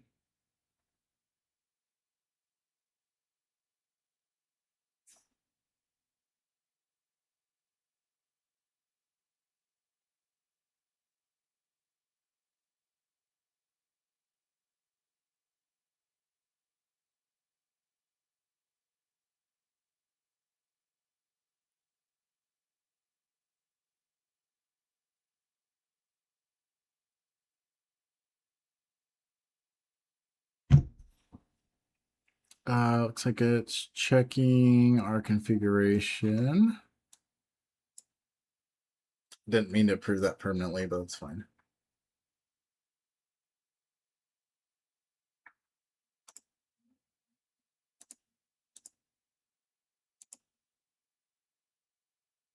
Yeah, I think the legacy giveaway is the real answer. Or the legacy response is a real giveaway.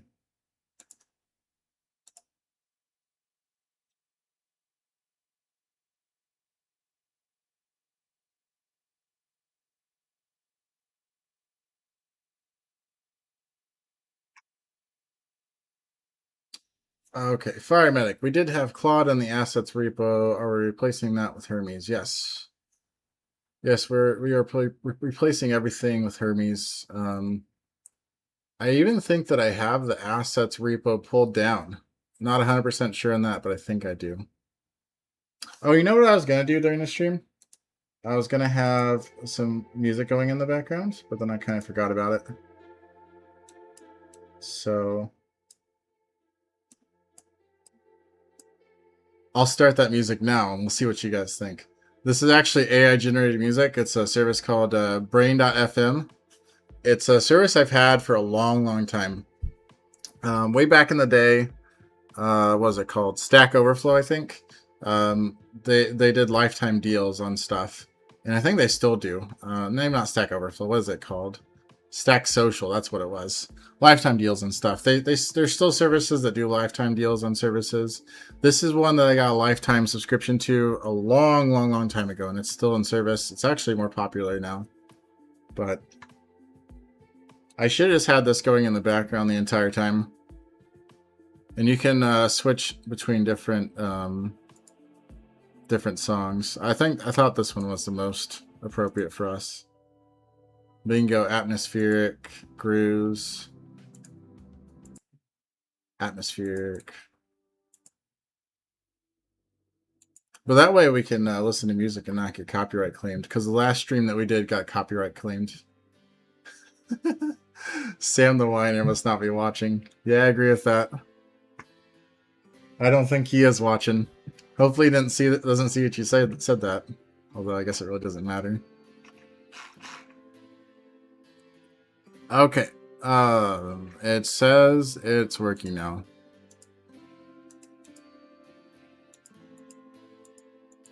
Still. Dashboard WebSocket is disabled.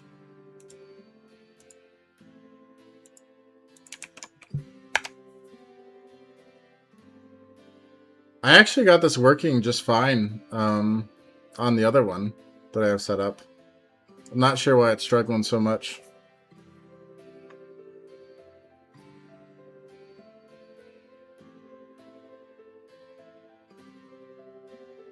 Oh, I hate this song. This is terrible. We should have just left on what it was. Don't have Sam to whine though. There we go. Back to the chill music.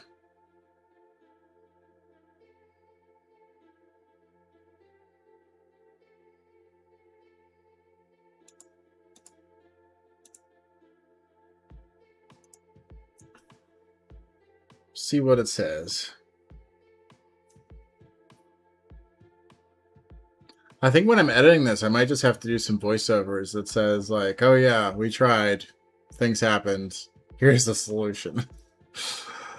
That's going to be not ideal. But that's what you get when you record videos this way.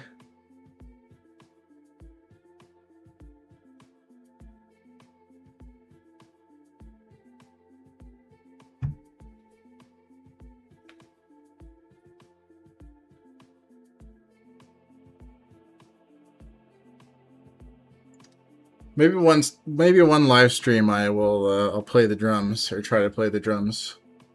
I'm still learning how to play the drums, so that might be fun.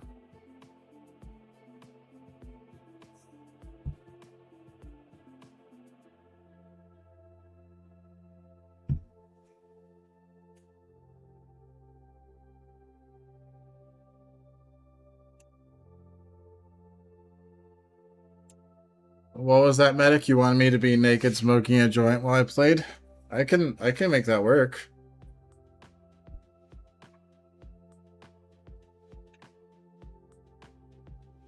Might get banned in the process, but you know, it happens.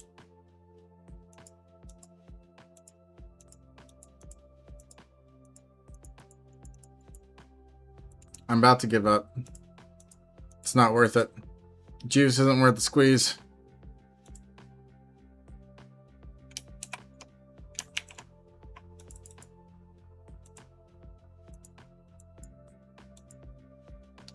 Okay, takeaway is if you work hard enough on this, it will probably work. It's not going to work for us today. That's the hard part of doing a live stream. Really, this is a third-party app. Probably not the best way to be doing it. I don't think the official Hermes app supports accessing a remote gateway at this point. Hopefully that's something they add in the future. It is all open source, so if you wanted to contribute that. I do have some bad things to say about the maintainers in my experience so far.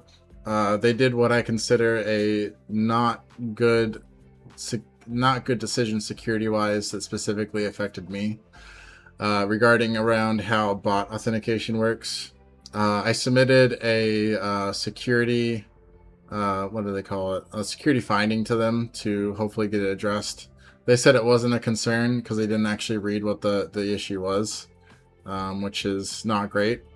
They should ideally read the security concern that was presented to them instead of just assuming they understood what it meant. But that's neither here nor there. But you can try to submit something. Won't guarantee that they will even look at it or look at it correctly. But the issue that they introduced security-wise was, I think, added by a community member, and they let it slide through. So maybe they would. But if their app supports it eventually, that'd be great. If Hermes won, she can get it working. That'd be cool too. Yeah. We'll see. Oh, it just did a self-improvement. That's another nice thing about Hermes. It will look at what it's said recently and then improve itself. So it's always learning upon the stuff that's been happening. And for Alaska, can you explain like I'm 5? Oh, how to end this stream. This one's for you, Alaska.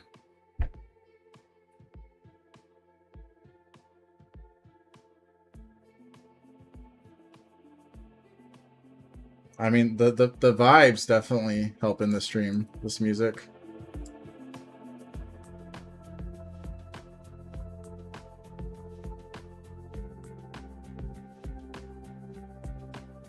I definitely should have had this music going the entire time.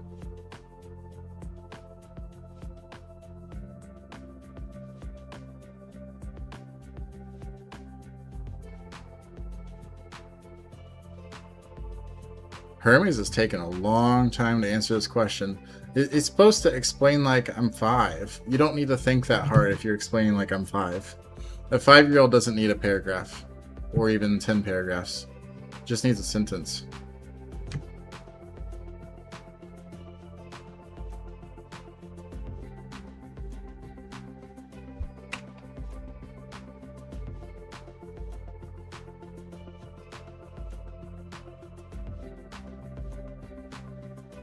We'll see what it says. I mean, however it answers is how I'm going to end the stream.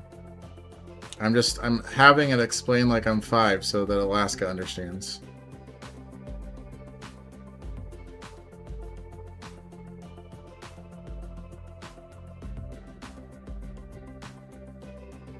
Dude, what is taking you so long? That's crazy.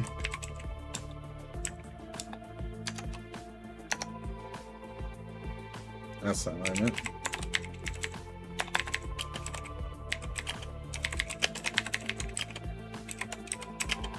Oh, there we go. Oh. Think of a stream like an open phone call between Hermes 1 desktop and this server. To end it, you have a few options. Click stop, blah blah blah blah blah. This is not how a 5-year-old gets explained things. But if you mean the current chat request stream, or in this case the Twitch and YouTube stream, you just click go offline. Bye.